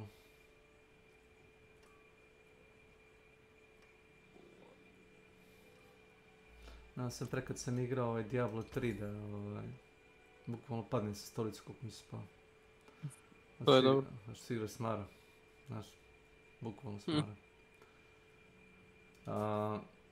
kad uđeš u jednu tamnicu i znaš na pamet kako izgleda layout, sad ova soba ide gore, a to je bolest, razumeš, to je ono što razumeš. Ne. To rade dosta developera, ono, što bi sad mi pravili novi dungeon kad možemo copy-paste da uradimo ove tamnice, ono, nema logike, ovakav dungeon se već radi u drugoj oblasti, nema logike da isti takav dungeon bude u oblasti koja je recimo priobalna, razumeš, s nekim gusarima. I kao, samo su drugi neprijatelji, kao gusari su se išli kao u tu pećinu, gdje su kao ti demoni i kao da opljačkaju, međutim ovi su ih izgleda provokali, kao. To je kao ta fora. Ali, već sam gledao isti layout, iste tamnice, znači raspored prostorija. Sve isto copy-paste. Znam gdje će biti boss otprilike, sve. A ovo, brate, znači... Pa to je ono kad ideš na kvantitet, a ne na kvalitet. Znači imaš 10, 20 otišlo je sve u kurac. Unikatnih tamnica imaš u igri, znači ono, kao to ti je jedinstveno, a ono imaš ih 100 kao, znaš, na papiru. A znači su prekopirani svi. A šta se radi? I onda kad nađem tako na, razumeš, neko smeće koji se ono, znaš, pa dolazi što se smije, nego razumeš, ono bukvalno spavno, razumeš, znam jedno ti isto na pamet. Ono spamujem levi klik da ono nakupim, razumeš, ovoga spirita i kad nakupim ono preko pola ovog zelenog kugle sa spiritom, onda spamujem sve. Bam, bam, bam. Jasno mi je to skroz. To isto u brate Huntu ovi eventi. Skupi ovo, skupi ono. Poene, lutaj ovo, ubi bačara, ubi bossa. Ništa novo, samo refreshovanje neke nove teksture ili šta već, šta. Zato sam ja presto i da igram. Ja cenim više što sam uzeo onaj, hoćete reći, 7 Days to Die. Zadnji update je bio pre godinu i pol dana. Znaš da su oni za godinu i pol dana, znači komplet promenili ove traitove, znači sve jedan taj trait, ono kad se levelaš. Promenili su svaki trader post, imaš 5-6 trader postova, svaki trader post je drugačiji. Recimo, medicinska sestra ima bazu u crkvi. Lik ima kao mali supermarket i njega pretvorio kao, zabarikadirao ga i napravio kao tržni centar, kao gdje prodaje oružje. Onda imaš rančera, on ima recimo, nije rančer, imaš mehaničara, on ima recimo vozila po garaži, ima ono, znaš, kao mali junkyard tamo u dvorištima, helipad, svaki izgleda drugačije, to su samo trader. Ne. Svakim čast, to je okej. Kad staviš attachment na oružje sad, to je mali detalj, ali ja, možda ljudi ispometri, ja jesam. Kad staviš attachment na oružje, svaki attachment je modelovan i vidi se, znaš, nije ono kao samo, kao okej, to sa oružje sad radi veći damage, znaš. Izbukvalo model je drugačiji oružje, zato što su modelovali svaki. Nema puno oružja, imaš recimo, onaj pištolj na, kao recimo barut, ono tipa, jedna kuglica i kao ono metak. To ti kao najjednostavnije imaš beretu, kao ono iz kantera, i imaš Desert Eagle i Magnum. To ti koliko 3-4 pištolja, ne puno. Ali da bi došao recimo do Magnuma i do Desert Eagle treba da grindaš. Znaš, nemaš puno stvari, ali osjećaš se mnogo, razumeš, ono moćno kad dođeš do toga, razumeš. A kontra toga ti je sve ostalo, razumeš, što gledaš po drugim igrama. Recimo, Call of Duty Warzone ima 50, razumeš, automatskih pušaka, ne znam, 20 mitraljeza. Gomila glupost ima, a sve ima isti osjećaj. Sve isti recoil, znam ja to već. Isti osjećaj, sve ide u jednu tačku, znam. Sad i Hans Shodan po tom pitanju nije loš, sad ću ti reći, baš što se tiče oružja. Zato što svaka stvar, izvolite, dobro reci. Ne, slobodno ti reći nešto. Svako oružje ima drugačiji osjećaj i drugačiji recoil i neku drugu foru. Naprimjer, na papiru kad gledaš onaj Martini Henry i Sparks, oboje imaju jedan metak, oboje su long gun, jedno radi 149 damage, drugo radi 140 ili koliko već. Domet im je sličan, reload speed je možda bolji kod Martini Henrya za 1 sekundu, tipa sa 6 na 5, ali Kad ti iđeš u igru, uzmeš Sparks i pukneš i onda on, znaš, kada radi onu animaciju. Onda setiš se da imaš Martini Henry sa onom kutijom sa strane. Da. I kad odeš u ADS, pa ti opališ, pa on ne spusti oružje dole, nego ti oružje dalje na ekranu i ti nišaniš, on dođe repetira. Welcome to my channel. Povuče taj mehanizam, padne metak, razumeš, cev i opet možeš da pucaš. Posle 2-3 sekunde možeš da pucaš. To kažem, na papiru svako oružje isto, a u praksi i nije. U praksi nije, ali što najjače oni isto počinju, nemaju više inspiracije, apermat i ono, sve jedno ponavljanje istih oružja. To je baš, to je ono, ti i ja smo se zasjetili toga, jel, znaš, jednostavno, Spitfire, ono, znaš, extended ono, wow, Marksman sad i na ovo Marksman i za ono, daj, nemoj da me zajebane. Drling ti je običan Cadel Rival sa slagovima, ali po defaultu. Zajebam se, ozbiljno sam. Ko ima veći domet. Nema poente, ali to je ono, mi smo ušli u srž igre i to je to zasjećenje. Da bi nešto ostavilo tu utisak na mene ili na tebe, moraju dosta oni toga da promeni, znaš. Ma nećemo mi nikad biti po nekim sad utiskom od njih, zato što smo dugo u toj igri i to je to. Nemaju oni šta tu da naprave više, verujem. Možda ja lažem, možda naprave novu mapu, ali i dalje će to biti copy-paste tekstura i svega, brate. To je... Pa mi smo ušli u engine igre, brate. Jedino što mogu je da uzmu u osnovu toga što su napravili, da naprave komplet ili... teško napraviti novu igru, mogu da napravi novi mod. Mogu da naprave deathmatch mod. Rekao sam ti, Lost on Station, na primjer. Ne moraju čak i novu mapu. Uzmu istu mapu i da stave respawn mehaniku. Da se ljudi respawnuju sa random loadoutom ili sa izabranim loadoutom koji su sami napravili pred početak meča. Welcome to my channel. I da imaš ono kao brzinsku borbu, razumeš? Kad ubiješ nekoga, onda lutaš ga, ne lutaš ga pola sata, ono, tapneš i uzmeš recimo njegov random trait, na primjer. Ako ga imaš, dobiješ neki drugi random. I što si duže živ, ono, recimo, jači si. Niko nema onaj dark side. Imaš možda neki power up, recimo, tipa, ono, regeneraciju healtha ili... Možda bolje ne. Možda bolje ne. Kad sam gledao na šta liči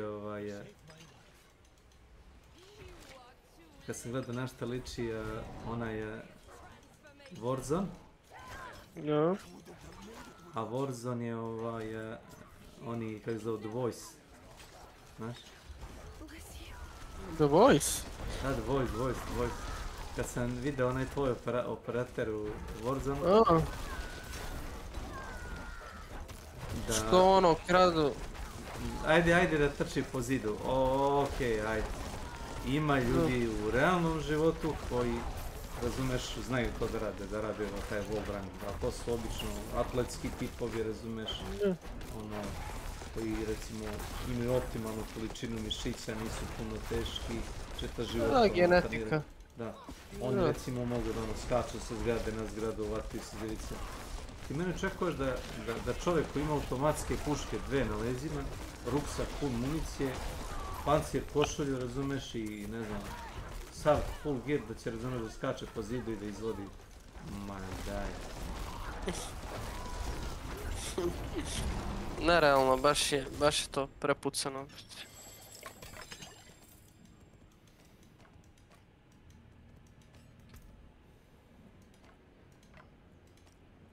Battlefield 1 nije bio loš po tom pitanju. Battlefield je okej, ali ovo je katastrofa Ne novi, stari Battlefield. Stari Battlefield. Nerealna igra.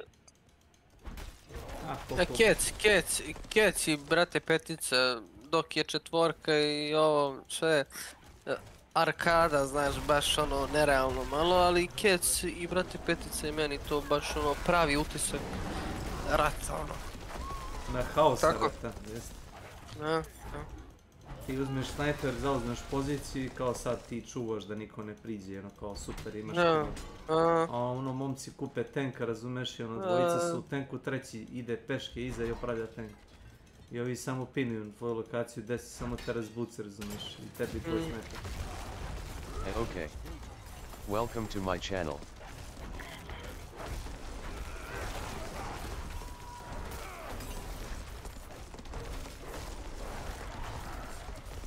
Dok ono, leteći tenkovi u Battlefieldu i tako. One dečke 2042. Beši, katastrofa. Door is sealed. Katastrofa, majke mi. Šta mi fali? Aha.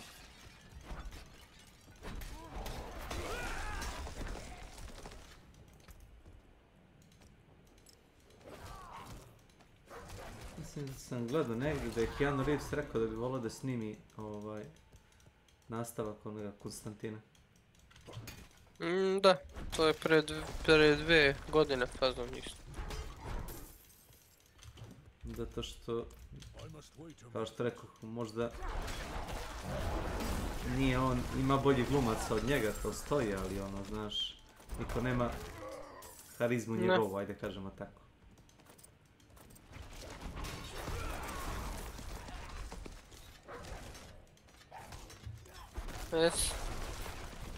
Dobar je Konstantin Kec.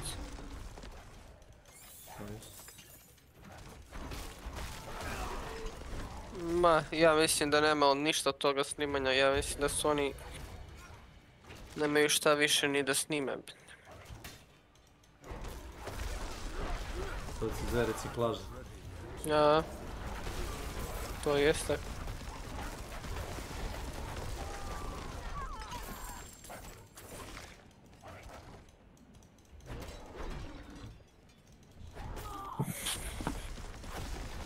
Imaš ove nove Star Wars serije koje su go kurci.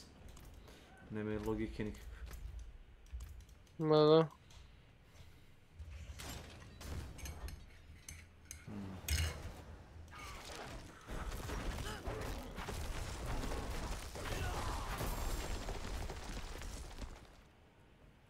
Ne pogleda Honor si mi poslao. Šta si poslao?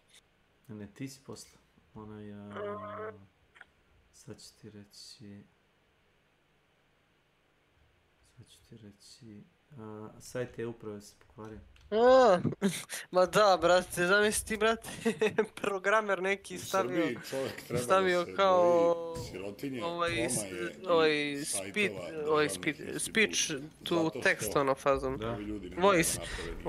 Stavio onaj Google-ov, brate, fazom. Znači, ako tako piše, tako i, brate, priča. Zamisli ti ko je to, katastrofa. Sramota. Ja bi sebi izvadio oči, kao u nekoj antičkoj tragediji. Sad tamo kad čovjek dođe kao programer i sedne u kancelariju i sad vi kažu, treba uprava, ima gomila dokumentacije koja mora da se unese, a ja sam siguran da je 80% te dokumentacije nepismeno napisano, imam takav osjećaj. Na sajtu uprave postoji mala stvar koja je kao program, koja se ubaci u sajt, koja pretvara tekst u zvuk. I to olakšava slepima i slabovima. I to je potpuno u redu da mi nismo, Srbija, koja u ovom slučaju dosta otežava slepima i slabovidima, zato što taj program ima dosta poteškoća da rode kod nas. Misli su ljudi da to neka žena stvarno čita kao živa žena, a to sad nadovezujemo sam cijelu moju priču da će nas robot jednog dana sve pobiti. Dakle, to nije prava žena, to je AI. To nije prava žena.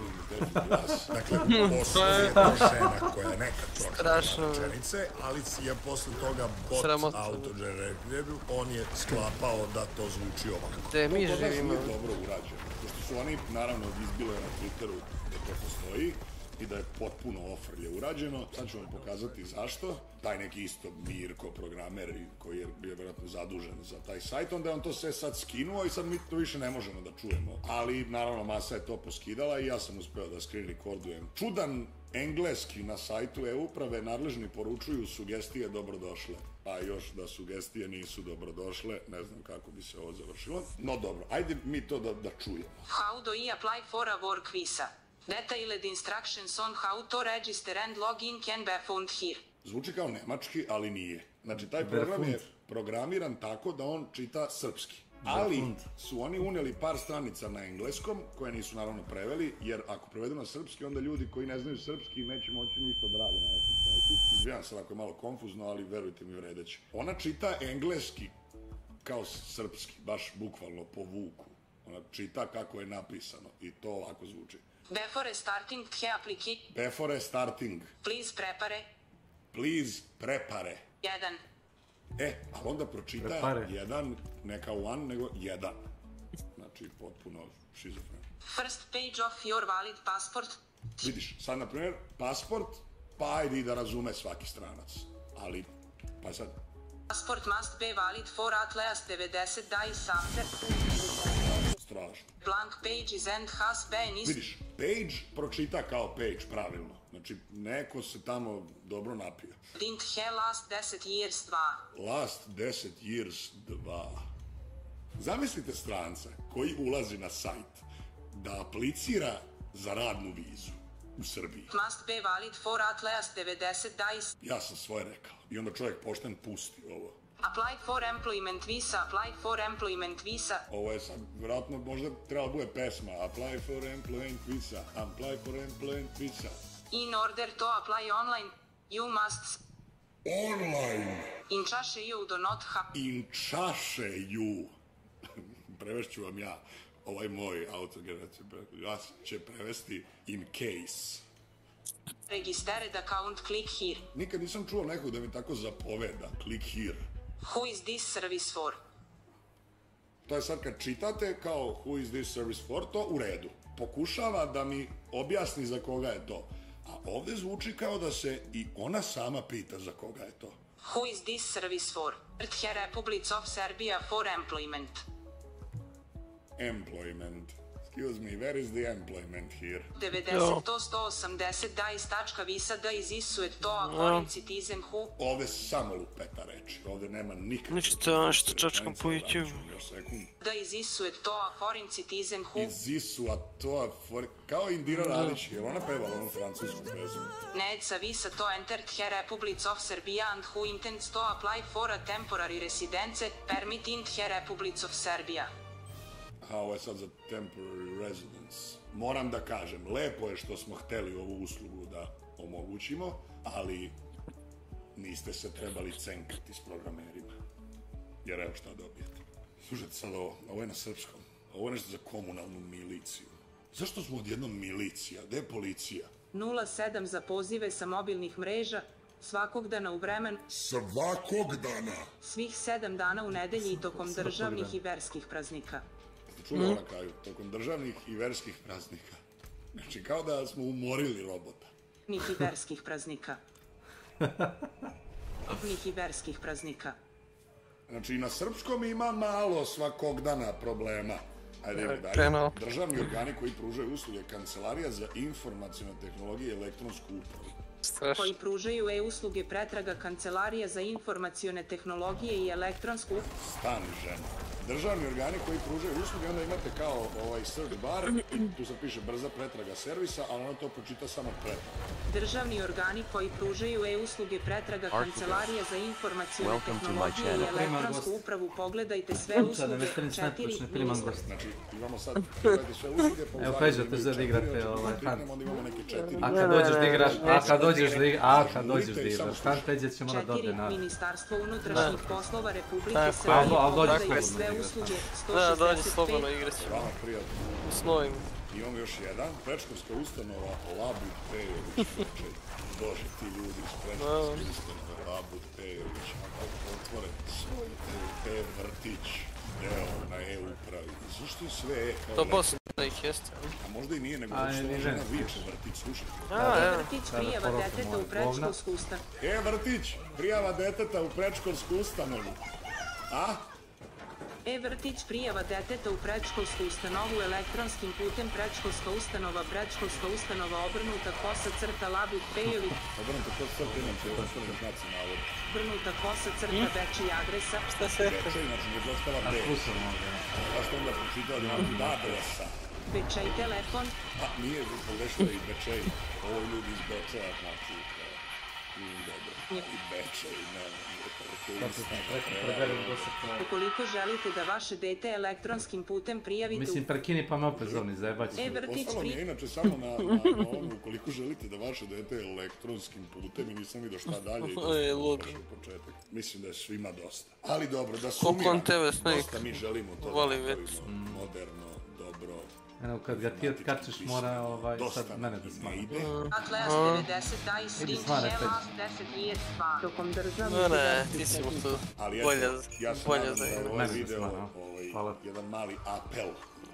Bi ova žena rekla apel. Da se poradi malo na tome jer ne bi bilo loše. Ipak će možda taj jedan čovek aplicirati za radnu vizu, pa čisto da ne odustane. Welcome to my channel. Sebi u usta popravite ovo. Ovo sam sredio. To bi bilo to za ovaj video. Mogu bi vam...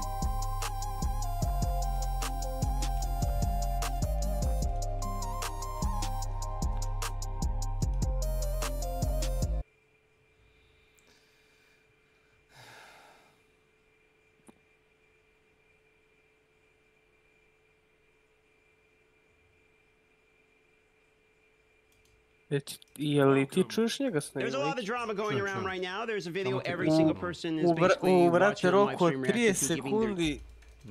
Peva, urla, o džape, peđice, on je postao zombi, bre. Prso, gotovi, bre. Prso se vrate, nema me. Gotovi, Milane, kad ćeš da te vodimo, bre? Ulazim, Peđi, imaš ti viška niko, Imam koliko hoćeš, ne pijem ih više. Milano će treba to skoro. A trebaš. Stvari stoje. Palma ti će slobodno javi se. Xanax je, ide ko Alban kod Milana. Da. Trebalo bi već, nisi dobro uopšte. Baš stav 20 km. 15, do 20.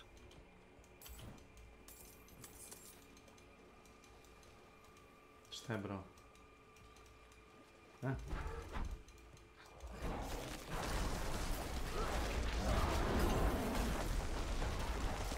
Ovo je boss.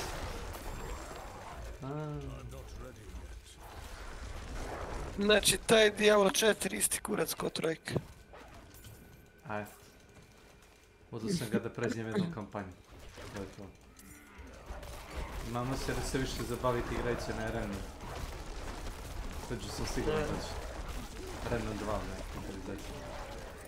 Sad čekat ću da ga ljudi probaju da kažu da li igra ima bugova i da li vredi sad uzeti. Ako nema puno bugova i igre, budi spretno. Ništa ni Diablo 4 te oduzem dok nisam, razumeš, dok dosta ljudi nije probalo, odigrano. Pa što je kampanju vredi preći za jednom,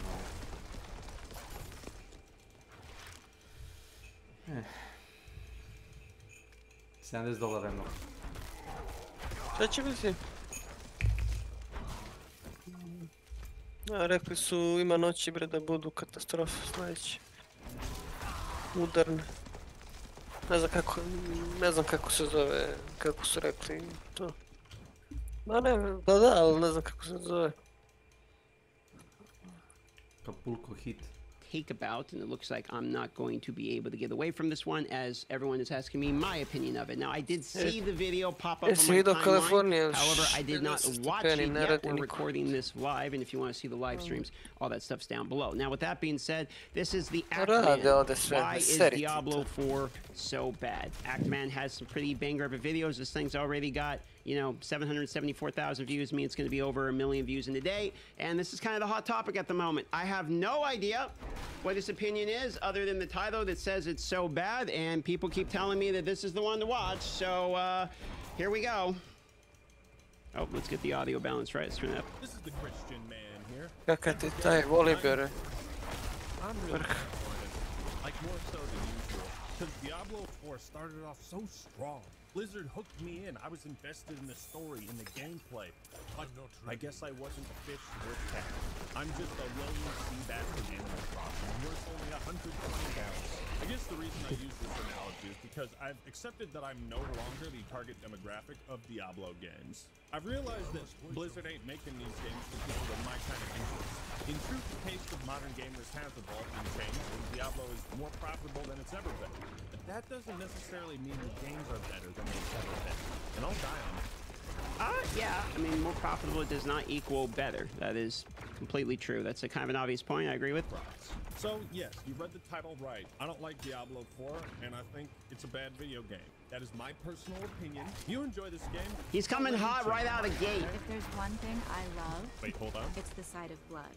You know, I actually think I like this game. I'm not here to police your entertainment. You like what you like, that's fine by me, man. What I'm here to do is whine, bitch, moan, and complain into the ether like an old man. Like an ancient Haradrim who can't understand. So we're only a minute into this, and he's making it bluntly obvious he does not like this game at all, basically, right? So I'm kind of assuming this whole video is going to be him breaking down, let me guess, by the title, why it's so bad. That's probably what this is. Why everyone's forgotten the old ways.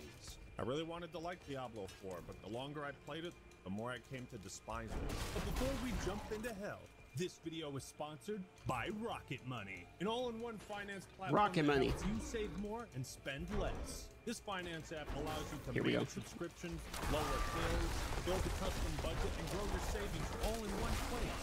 What I love about Rocket Money is it keeps track of all of my recurring monthly payments, so I don't have to go to 1,000 different places to see what I'm spending on. Yeah, I was kind of expecting Raid Shadow Legends or some mobile game, to be honest. So it's kind of funny. That's right. Kaže, pogledaj screenshotove da travel forward.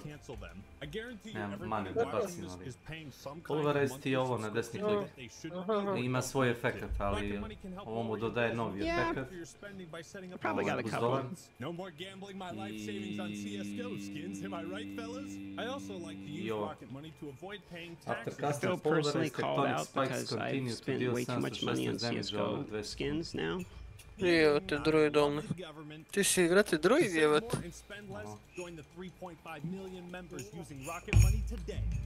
Druge klase su mnogo jače u startu, ali mene to ne interesuje.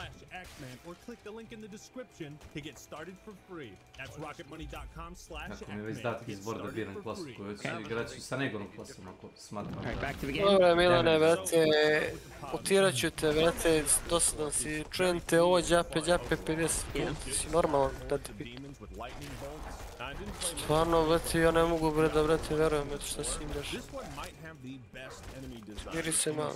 You know, there's some. I often hear the complaint about the game, like, the game's trash. But then one of the first things people say is, but the combat is fun, and the characters are good, and the enemies are good. But it's like, I don't. Sometimes it's hard for me because I'll hear a lot of the complaints, which are fair, but then it's like also the game is kind of about the combat, so it seems like that's a big part of it. Logično ga nađeš ovo. And the early game leveling up is extremely satisfying. When I saw this big skill tree for the first time, I just thought, I can't wait to max this out. The one thing I really daje na jedno od ove 4 osobine. Instead of like classic brute force, is my number bigger than that boss's number? Oh, completely agree. I mean, I'm suffering through trying to learn Uber Lilith right now on the Necromancer, and it's absolutely brutal. If I miss any of the mechanics, I just die. It's not like, hey, do you have a stat check or not? If there's no amount of armor that's going to beat this boss for me. You know, because it adds a much greater emphasis on skill and strategy. A lot of boss fights and unless you achieve one shot or something that could get pretty tedious. Now I played as a druid, and all the abilities were cool, flashy, and felt awesome to use. Hey, fellow druid! Fulfills the power fantasy many are looking for in a Diablo title, and I appreciate that Blizzard. I see why he didn't like it already, though. You notice that he was playing companions. He had pets. I would hate it too. To its gothic horror roots instead of the fucking Disney cartoon art style they came up with for Diablo 3. Yeah. So I think with the core gameplay they've succeeded. Now before we get into the real shit, let's discuss Viš, the ovakve minor stvari su complaints. fino For rađene, one, viš. Diablo 4 I to je is a na modern open video worldu. game.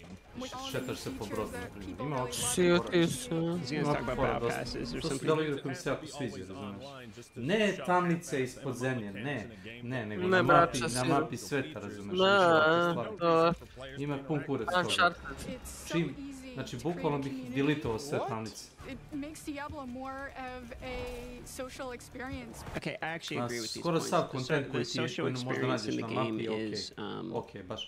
A dungeoni su like there's not there is reasons to do it, but it's reasons to do it from like a min-max perspective. Like you want to group up with other people if you're trying to like level fast from the beginning or you know do certain things. So I get that. But from like the average person just walking around, yeah, there's not really a reason to interact with them. That's fair feedback. Bro, what are you talking about, man? Always online. That's fair. Can't take that point away from him. True, awesome. I literally learned nothing from Diablo 3. You know, when I see someone lose their hardcore character after putting hundreds of hours into it, and they lose it because of a server issue and not a skill issue, yeah, fuck that noise. That's bullshit. At first, yeah, I mean, I agree. I think that most new game launches are going to suffer from this server issue. I get that they have Server Slam in the beta and they tested all the stuff, so if you can kind of launch it, it'd be good. But I actually thought the Diablo 4 server launch, for the most part, was actually pretty smooth compared to a lot of other launches I've seen. Cat needs to come in. Svaka oblast ima 3-4 forta. Recimo, ova ledena oblast ima Fort Dragan, tako se zove. Da, zamak, mislim, tvrđe. Da, kad ga osvojiš, skoro oko 50% tih zamaka kad ga oslobodiš, imaš da pozvoniš zvonce i kao dođu civili NPC-evi, kao postane ono NPC grad. Drugi deo postane kao samo zona gdje možda se biješ, ali znaš, i dalje su monsteri tu, ali recimo malo je ono mirnije. I šta sad? Na primjer u Path of Exile nema ti skokovi fazom, samo jedino ako možeš onako da se flashaš. Sad mene zanima je sam nešto propustio.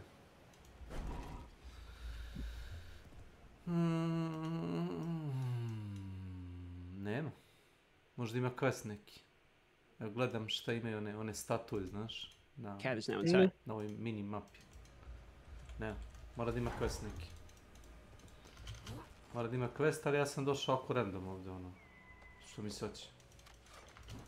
Pretpostavljam neki quest ili neki NPC te vodi ovdje.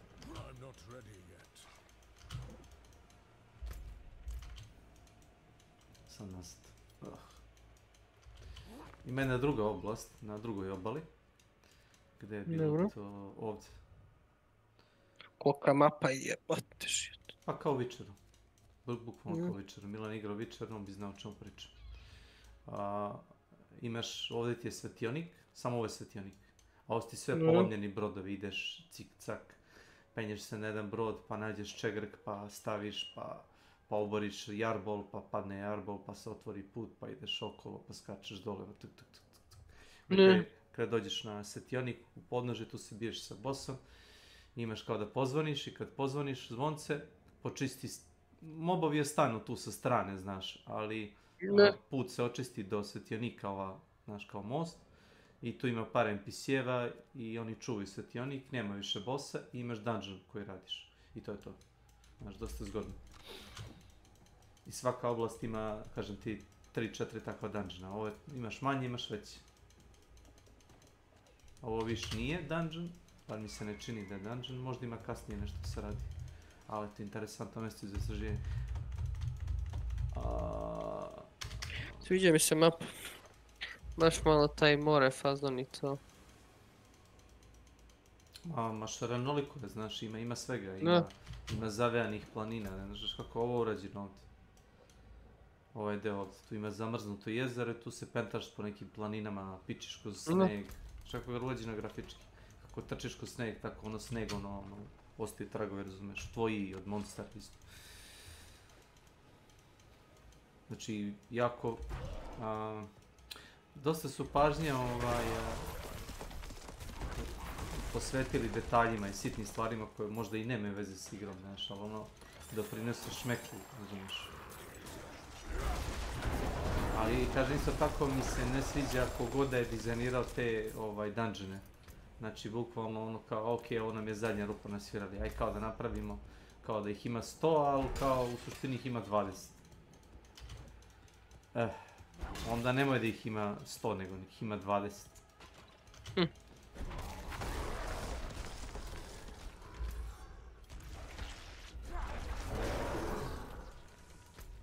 Još sam mi se otvorilo ovo. Ajde odim obalom gore da ništa ima.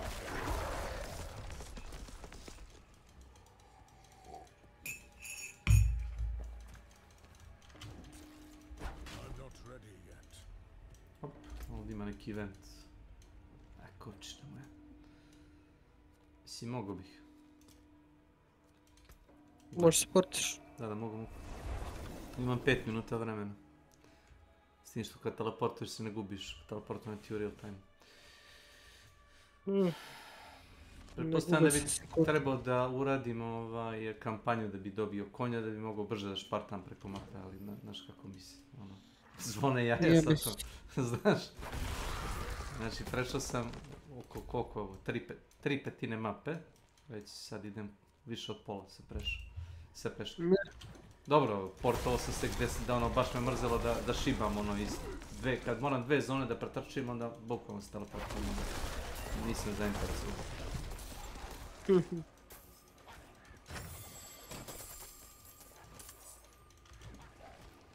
I sad šveti ovo ti je dobar XP. Trebalo bi da ima drugih igrača okolo. Ima i PvP zona, razumeš, da ubijaš monstere jače i skupljaš ove crvene kristale. Ove crvene, red dust. I tu kad si igrači drugi mogu da te napadnu, možeš i ti njih. Imao sam PvP kill, lik nas napao, mene i drugog igrača. U suštini ste svi neutralni na toj teritoriji, a možeš sebe da proglasiš kao za neprijatelja svih. I onda svi mogu da te ubiju. I on sebe, ono, znaš, markirao kao da može se boriti s nama. I počeo da nas bije, međutim ja sam bio ono pasivan, ono, znaš, klasičan druid. Da. Ja stojim i bijem ga. I ovaj drugi igrač, ovaj sorcerer, dok je on mene pržio s magijama, ja ga, razumeš, uništio. Zato što ne može da me ubije dovoljno brzo, znaš. To ima on DPS klasu, mislim da je bio nekromancer. Je li košta nekromancer? Je li? Ovo ti je nekromancer. Jel se plaća? Ne, to ti je default plus. Možda će se nešto plaćati. Hoće da se plaća nešto? Prodavat će boost za sezonu 1, pazi sad. Pazi sad. Svaka zona ima ove, vidiš. 7 dungeona, 3 strongholda, 30 side questova. Sad, ako nećeš da to radiš, možeš da kupiš boost. Koje je to boost? Za $15-20, tako neka glupost. Vidio sam da ima, nisam gledao cenu. Da ne moraš da radiš side content, nego kao da ti kreneš prvu sezonu. I da ti kao igra da boost. Ima kakav, čekaj, mogu li inspekt? Šta? Još.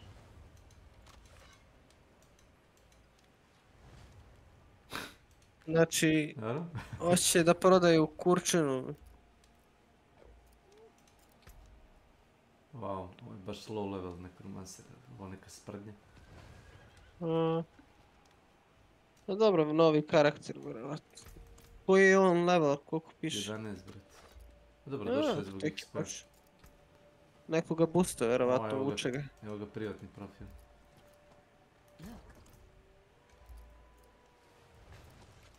Well done. Thank you. Gledaj ovoga, brate. Impressive. Jebat. Kakav je, vete, ovaj se lik ne skida sa igram. Ovo ti je Sacred, a to ti je na sljedećem nivou težine možda dobiješ ove kao Sacred Legendary. Ima 1, 2, 3, 4 statistike i to svaka 60 snage na jednom maču. Ja na drugom još 30 na sve. Strašno.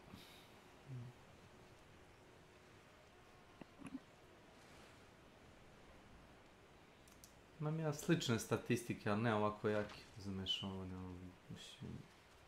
on ima kockaste gemove koji daju 150, to ti je onaj torn damage, to je ono kad te udare da vratiš nazad damage pasivno. I vidim da je isto to sam ja radio. Da je nabacio toga, najviše samo zelene. Za torn i za critical. I bukvalno, znači, treba samo da stoji, da bije i sve što on ne može da udari, razumeš, oni se ubiju na njega. Da. Idemo. Well done. Sad ću doći odak da si bio kisel.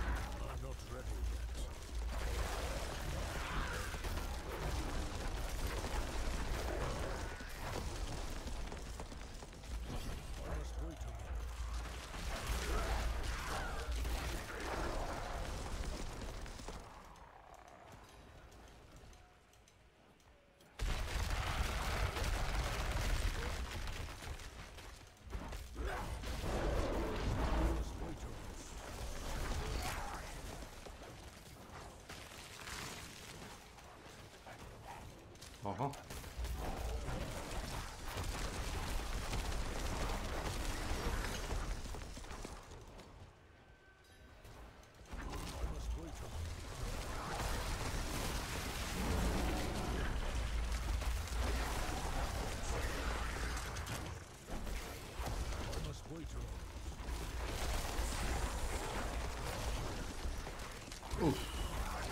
Šta je?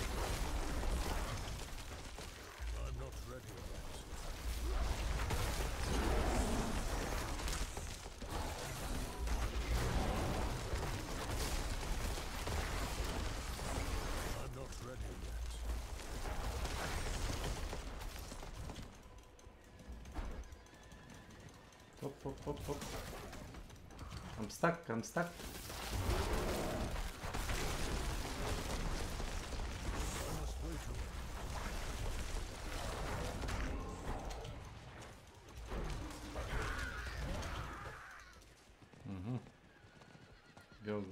Go. I'm not ready yet.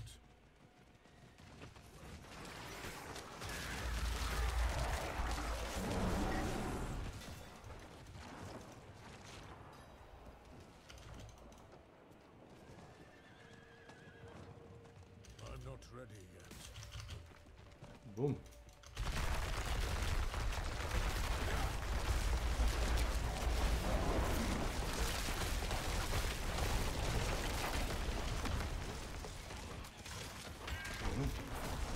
Obrigado.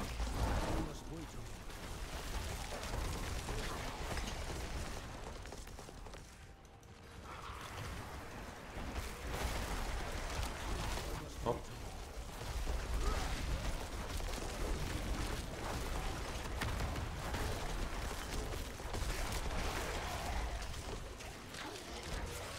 I'm not ready yet.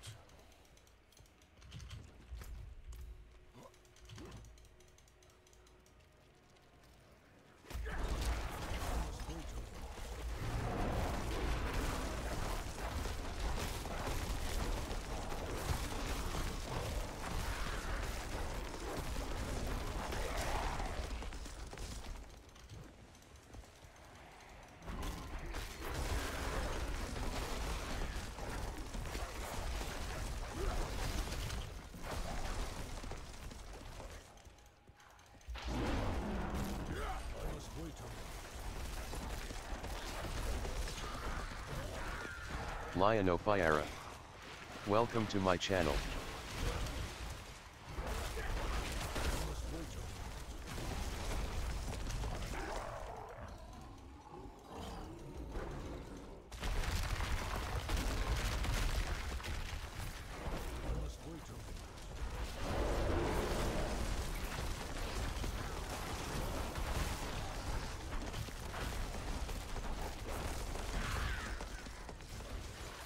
Wait a moment.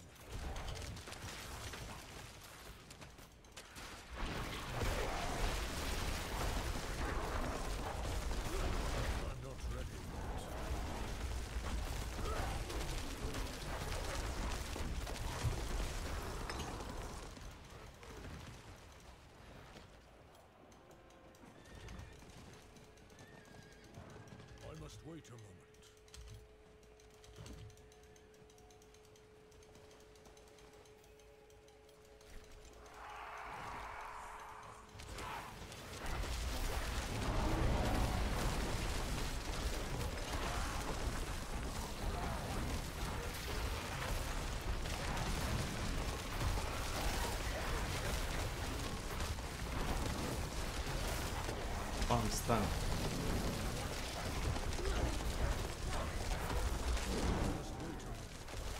Oh.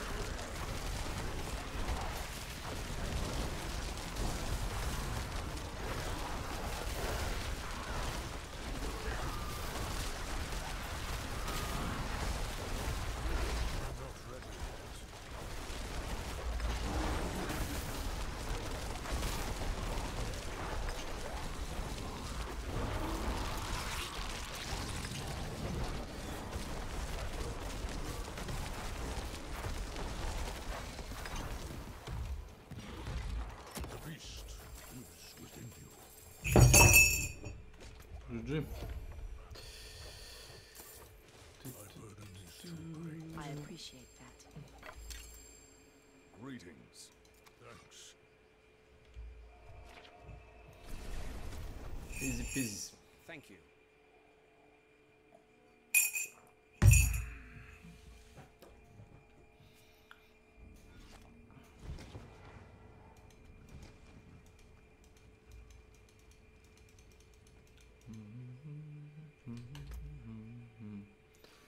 Renala Artras iz Endre.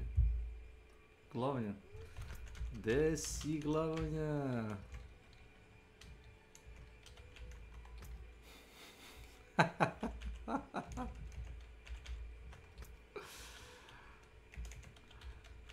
Skupa igra za 70 €. Just a joke. Just a joke.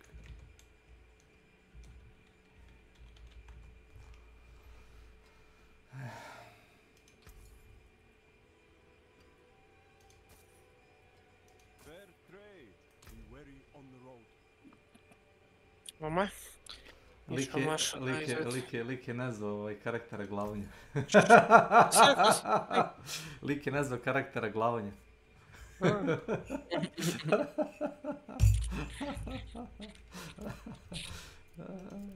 Ok, glavnja. Kamil. Glavnja varvarina. Hoću. Ovo je igra za tebe. Tamo oko je. Ti bi se uklopio Milana ovdje. S ovim panjevima ovdje. Panjevima. On pajser, ovaj glavnji.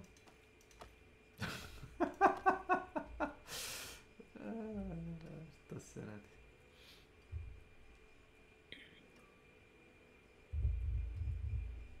No, puta 5. Madness of the brain. Ma prodaje sve, bre. Ponekad ti igra ponudi dobar item, razumeš, među tonom ove kršine. Obično ako ima 3 statistike, ono neće ni da pogledam item. To što bi uzeo item koji ima 3 statistike, kad uzem item koji ima 4 statistike. I onda gledaš da li ima 4 statistike koje tebi trebaju. Koji ti se sviđa. Uzeo sam prsten za 400.000 golda, koji mi trenutno ne treba, ali mi je ono previše dobar da bi ga propustio. Ono. Mogu da ga tradem s drugim igračima ako hoću ili da ga dam nekom drugom karakteru svom. I samo sam ga kupio i bacio u sanduk. A sve ostalo ide na pijecu.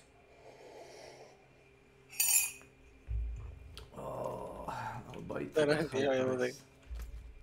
Ko? Jelen? Kaže neki prsten da ćeš s njim na 2 na posao, kaže. Da ćeš s njim na posao? Ne, s prstenom. S prstenom ću na posao. Kako je njemu dobro? Njemu da ja. Šta piješ ti? Time se drogiram.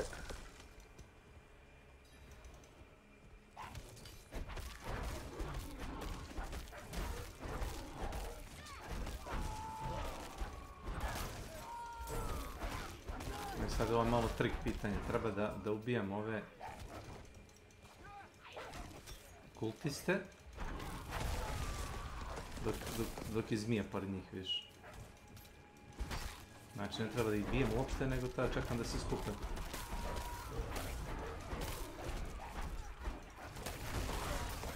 Kako? Ovo će kurac uraditi. Nije možda jasno kako to dovedem.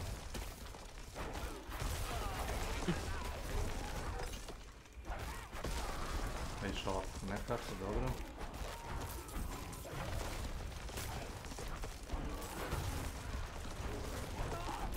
Taj Diablo 4 ko da gledam Diablo 3, reciklaža čisto. Isto, jesi igrao Diablo 3? Igrao sam, sjećaš se nešto, 20 sati, 30 vas. Onda si vidio sve što ste mogli se vidi. Jedino što je dobro i bolje od Diablo 3 je ta mapa sveta. Da. Kao da igraš drugu igru. Kao da igraš drugu igru. Znači imaš da istražuješ, ne znam da li mogu da poredim sa ovim Elden Ringom, možda mogu. Zato što je toliko velika, razumeš, i ono široko. Ne. Možda se nekom ne sviđa, ali ja volim, razumeš, da ono istražujem, da se verem, da vidim u svaku čašu. No, to je lepo. I treba istraživati. Voli i Milan samo što voli pare, znaš, to je problem.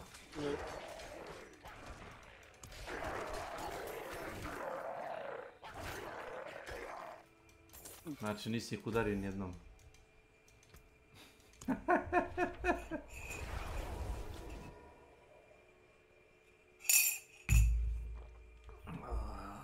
Albajte da high price.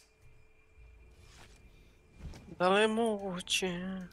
Da si me zaboravila. Životinja, sram te bila. Darko Mančina. Kume. Šta pričaš kume? Gdje je ta glava? A navodno je bio na Discordu preko telefona, dobro si setio da ima i tu opciju. Nego mi njega ono u fazonu nevjerojatno kao smaramo, znaš, odlačimo pažnju aktivno od igre. Od života, pardon. Kontam da je, znaš, kad doleti Milan sa svojim pričama ili kad počnemo da se raspravljamo, da ja i on pričamo u isto vreme, da to može da zamori normalan um. Tako je.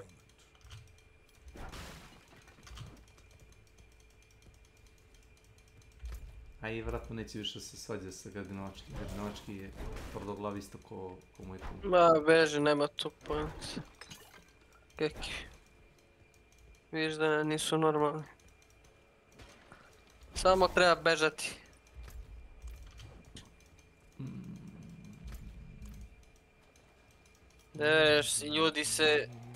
Ljudi se ne svađaju oko, ne znam, oko kojih cifara, ovi hoće da jedan drugom zbog ne znam čega. Zato što su bosanci jedan i drugi. Ne bukvalno reći. Ne.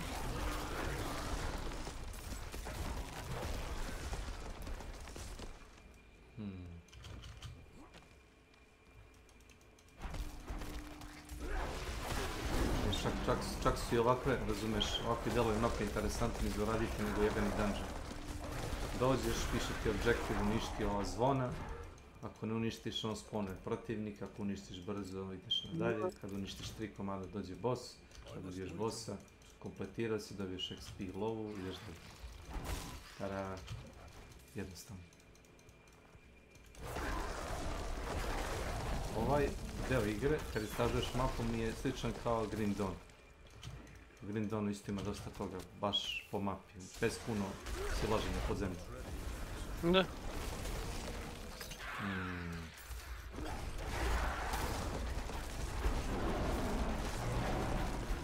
Pa šta je? Vrućina, šta? Šta tebe boli kurac, kako je njemu? Stvarno si poracan s njime. Ja ga ne pitam kako je njemu. Unem ti se ne već. interesuje.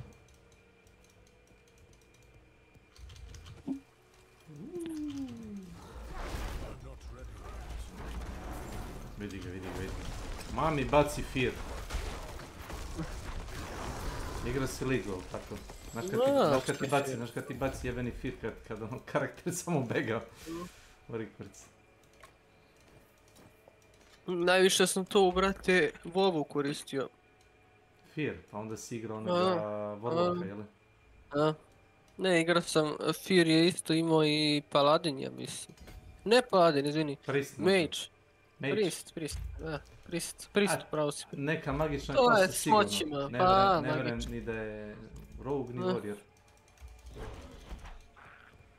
Boga mi Warrior isto imao Fear. Ili onaj Urli, on kao si pobegnuo. Meni sviđa kod vrate Warriora onaj charge njegov, znači. To se charge-uje, vrati. Vovi dobro igre, vrati. Igra se ja to ko lud prema ovom, vrati. Ako tad sam imao osjećaj za igranje to lepo, a sad gadi mi se bilo što da je igrao to. Zasjećenje, već. Ja bi platio Blizzardu $60 za igru sa ekspanzijom, ali da ne moram svaki mjesec da ali da ne moram da plaćaš, pa i ja bi platio. Znači i $70 ako treba, ali dajem svaki mjesec po $12 za igru. No. Ne diraj ribe! Žabe. Žabe, to su žabe jebati. Žabe. Ja sam mislio ribe onako iskaču. A vidiš, ne znam da li vidiš ako ne znam kako je mutna slika, vidiš ponekad iskoči iz vidiš ovo zeleno, kao kaljuga neka, gledam, hop. Aha, vidim. A to ti je puzavica ova. Puzavica, pa kao zmija faz. Da, ide okolo i vata i samo ih prve. Koliko radi pasivno, 2000 damage. Bez da ih udaram.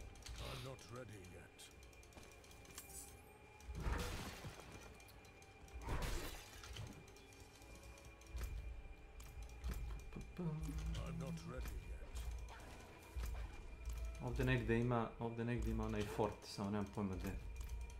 Kao stronghold.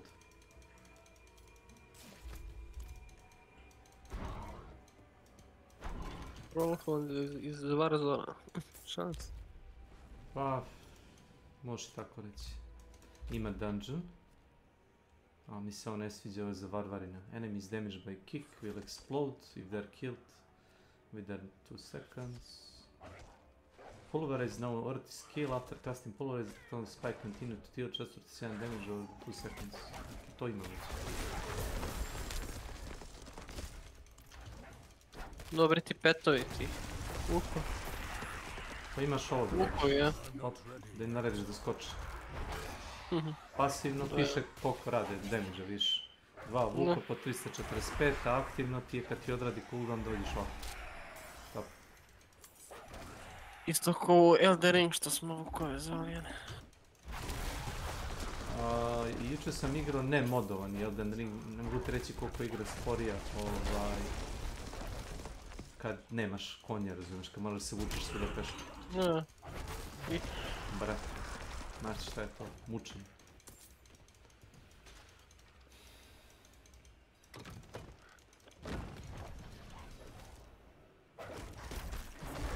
Aha, moram da stojim ovdje, da.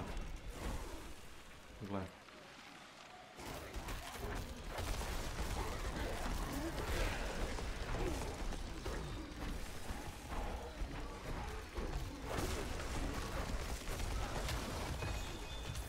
Jedan. Dva. Da. A ovo kad upalim ovaj pasiv, ovaj poison critter, skoro uvek ubije, razumeš, većinu normalnih neprijatelja. A bossa recimo zna i da baci na pola HP. Da.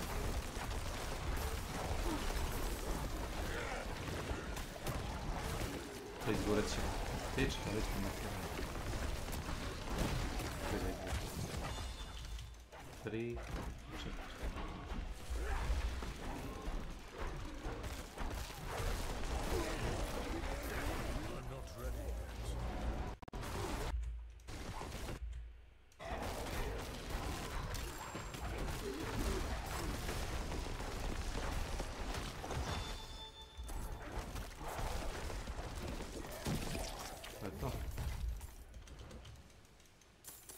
Nekad spawnem bossa, nekad ja dođem.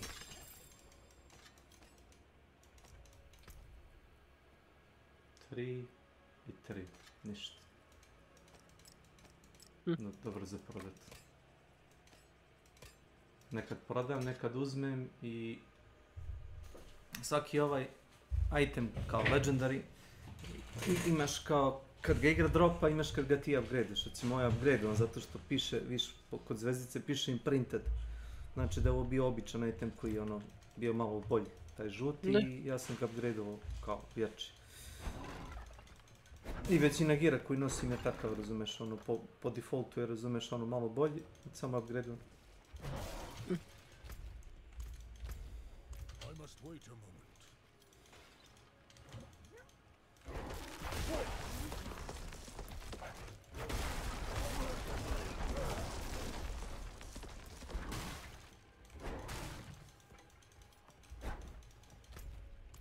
Dobro.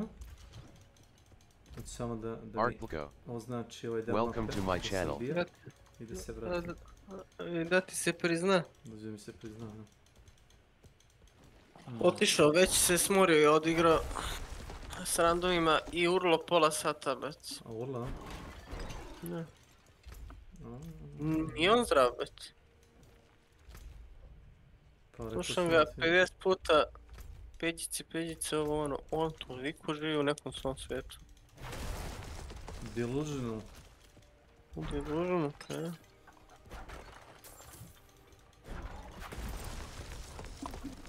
Kada je blokirano nešto iz...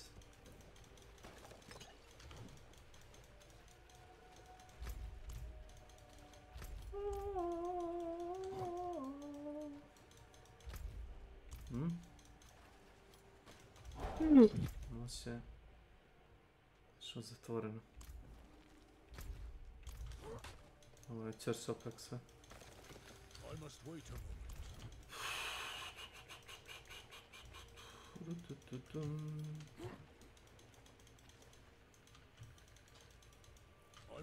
a moment.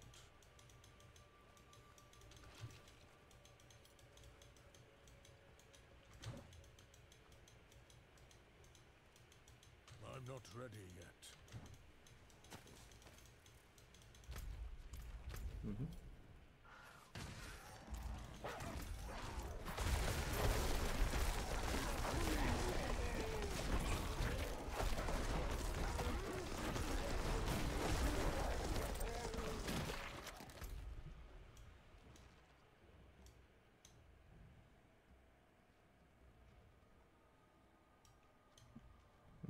Jo, samo da vidim gdje su ovdje ove statujice.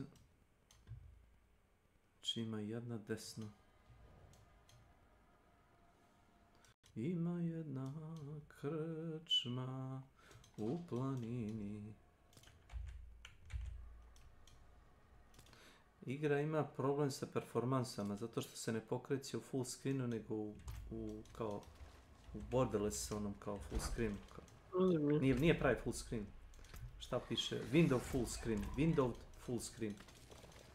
I onda bilo šta, bilo kakav input, razumeš, milimetar van prozora zna igru da frizuje ili da tabuje ili, razumeš, malo me nervira.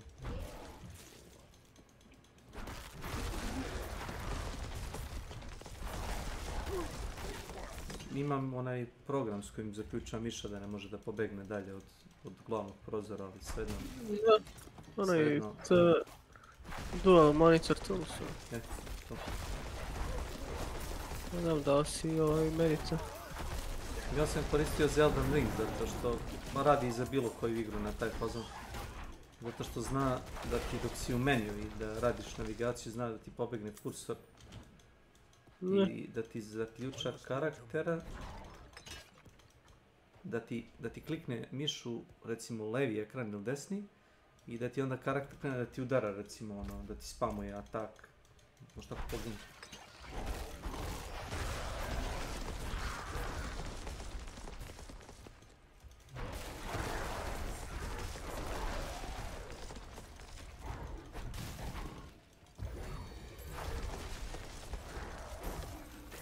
Pare.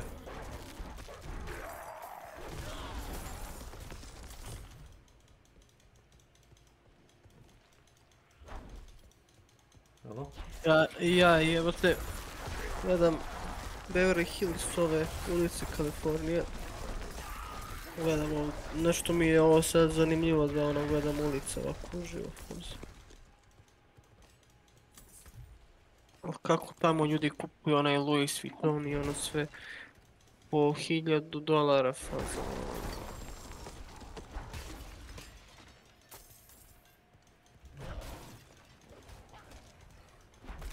Je bi ikad plaćao tako nešto? Brandiran. Da platim $500.000 ode mi predmet. Da, majicu, da. Zašto?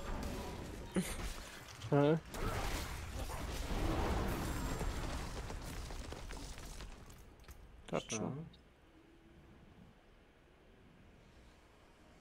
Ovo je za Wizarda. Ima strength. Wow.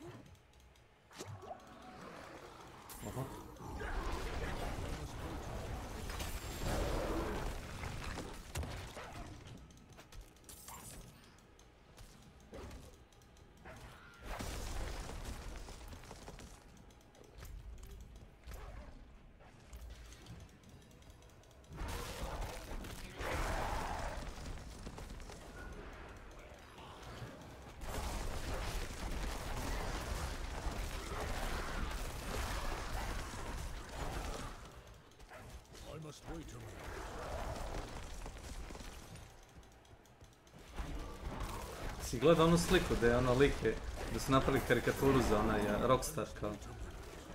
Ne. Rockstar, ono radnik, ono kao tipa muze kravu, a krava, razumeš ono, znači ono, suvar, da. Znači nema više mleka, razumeš, znači isto kravu. Nema mleka, neće biti ni za GTA 6, ja ne znam što će oni da urade. Nema više inspiracije, nema što da ga prave. Što bi pravili GTA 6? To će biti lošiji nego brate GTA 5, veruj mi. 100% brate, ima da ih ljudi isprozivaju, naš brate, kako? Znam je to. Jel ti u GTA 5 imaš sve brate? Nema ništa novo na što. Znaš koji je pravi način, ono što su radili ovi u Grinding Gear Games za Path of Exile 2. Kako je rekao taj njihov direktor? Kaže, mogli smo, kaže, da napravimo kao Path of Exile 2 i kaže, to je to, kaže, da samo kao postavimo kao ekipu ljudi, kao da samo ono održava igru, tipa da ubacuju skinove i naše ono gluposti, razumiješ, ništa, nikakav content da ne daju. Kaže, mi smo se odlučili da izbacujemo kao malo po malo kontenta, kao za osnovnu igru. I kaže, u suštini taj kontent što su ubacili, to je sve ono što oni hoće da ubace u Path of Exile 2. Ali prvo su probali da vide koliko se, kao season content, prvo su probali da ubace testiraju content koji radi u Path of Exile kecu kao seasonal i ako valja onda ga ubace, razumeš, kao mehaniku Path of Exile 2. I u suštini će ti Path of Exile 2 biti kao ono svi kao sve što su vidjeli da radi, razumeš, u Path of Exile kecu, to će biti Path of Exile 2. Viš, a kao što tako mogli su da napravi igru od nule, razumeš, da ono ništa ne testiraju, nego ono kao da baci igru na, ono kao, ono. A recimo, ne vjerujem da će ti biti takav, ako ikad izađe GTA 6, da će ti Rockstar ono u fazonu biti kao, ono, evo vam kao igra, ono kao, ono, sve što vam se svidjelo u GTA 5 imati ovdje, a ne vjerujem. Čisto sumnjam.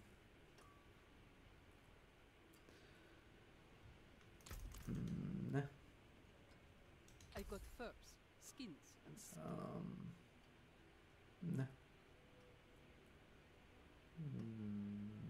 Ne. 10 na sve. Ne.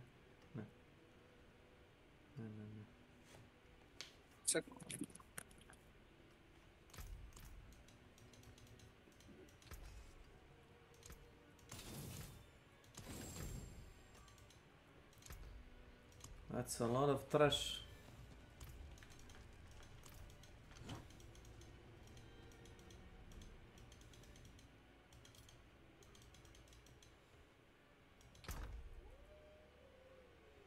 The fuck is this?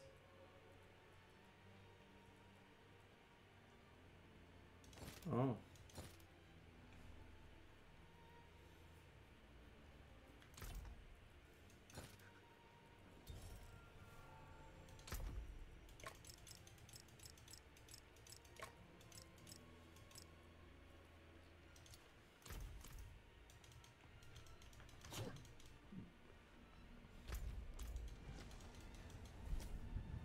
Nekako sam uključao konja. Samo ne znam kako. Sure.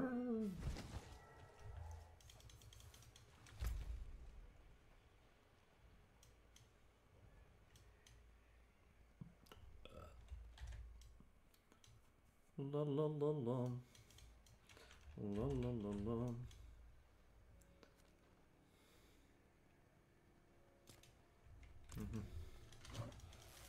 Let's go there.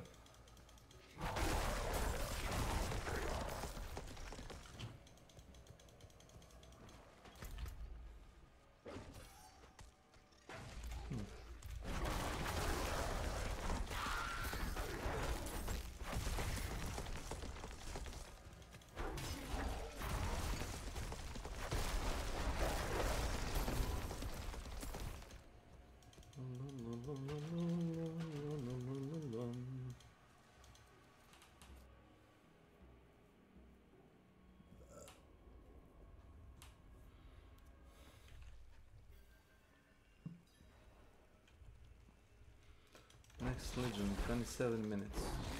Okay. We got separated. Ah. I won't last on my own. I must wait Hello, maggots.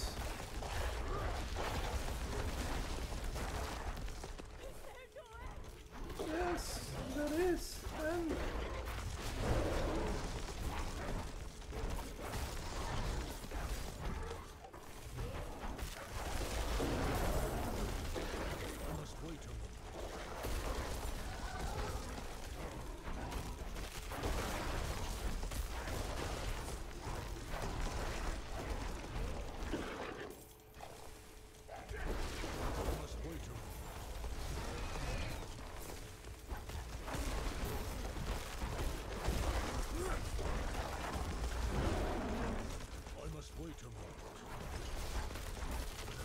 Motherfuckers.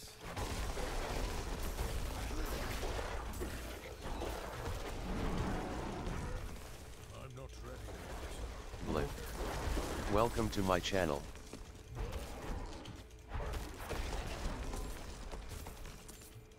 Thank you, Wanderer. Without you, I'd be dead.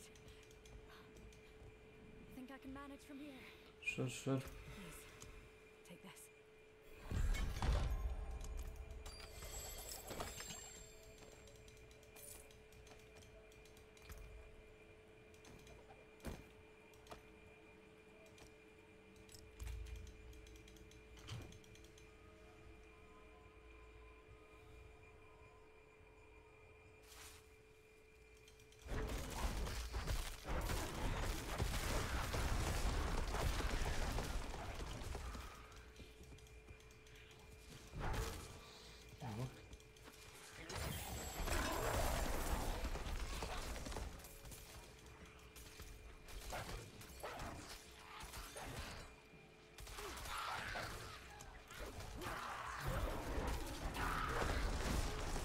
Wait a moment.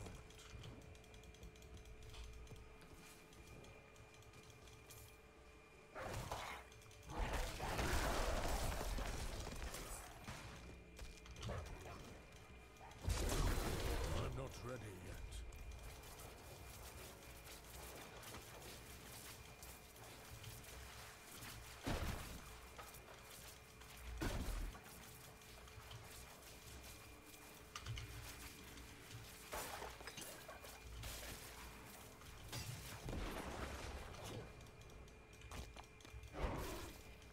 Not ready yet.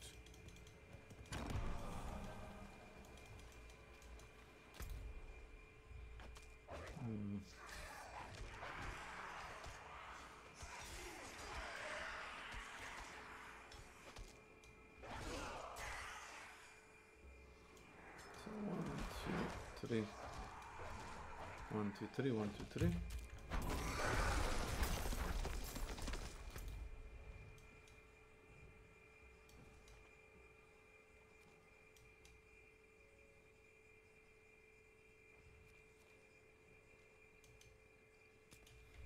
Let's go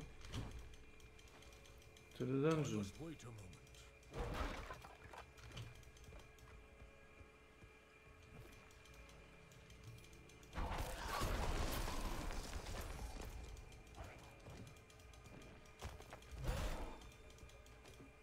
I'm not ready yet.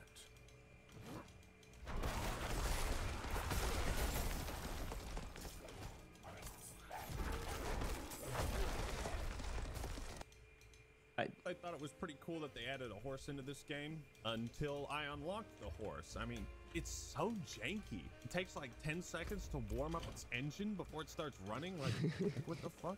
Hey, yeah! Hey, yeah! Come on, giddy up! Yeah, you used to be able to run in towns. Bastard!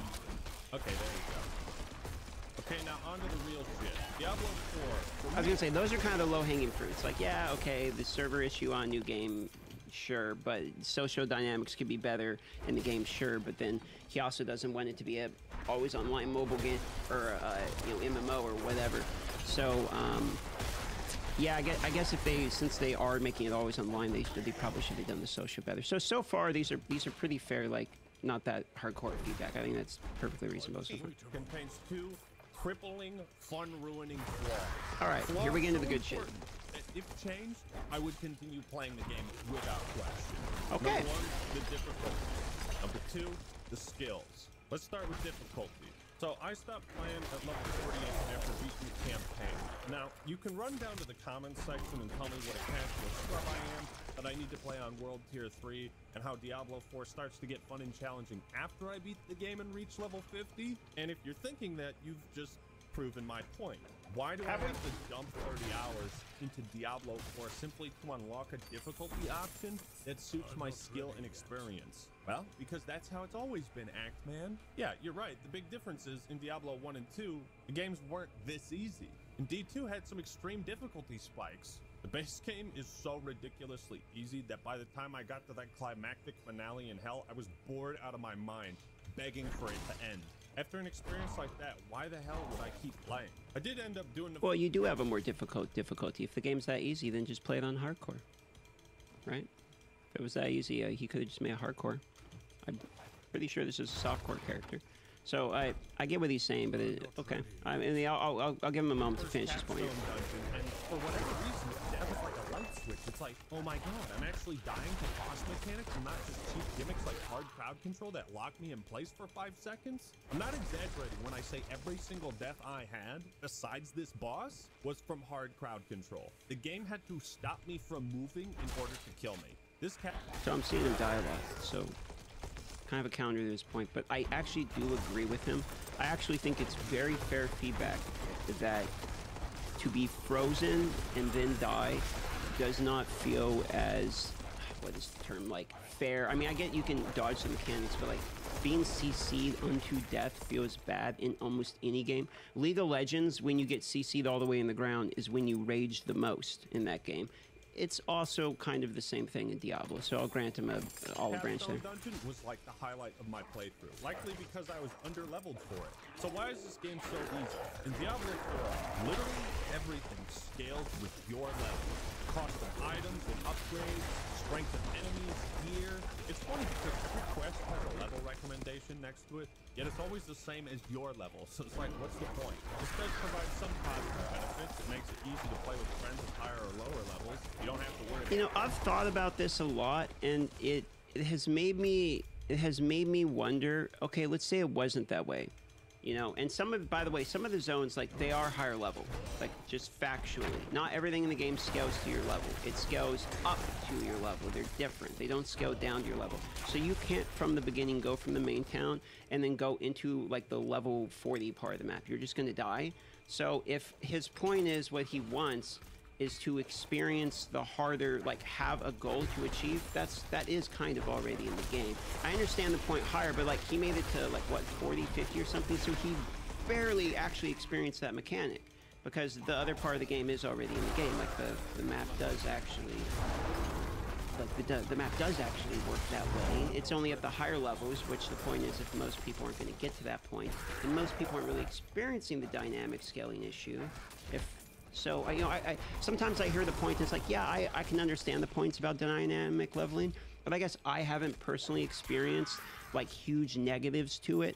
I kind of liked the fact that I could play with other people at different levels. That seemed to be enjoyable for me, and we were just complaining about social aspect not being very good in this game, which I actually agree with. But I think the dynamic scaling is one of the ones that does actually make couch co-op and things like that a little bit more viable for the social dynamic. So I can see it, I can see his point, but I also kind of push back a little bit on this one.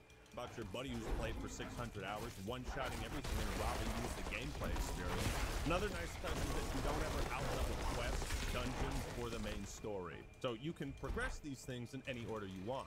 However, the drawbacks to the scaling difficulty are so flagrant and obvious, I can't believe more people aren't talking about them. Okay, let's hear. Do you understand what it actually means for the entire game to scale with the player's level in an RPG?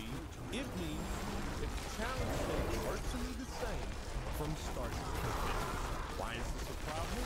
Well, it's going to take a good long while to explain, but if the only available difficulty option is... Well, here's the problem. He leveled through the campaign too slowly to understand that's not what that means. So, actually, I beat the campaign at 31, as did my buddy Veldshot, you know, and the boss, Lilith, was like 45 or 43, and it was very difficult.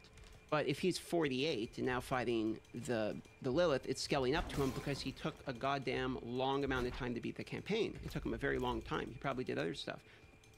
It doesn't actually scale to your level. Like, the bosses are harder than your level should be able to push.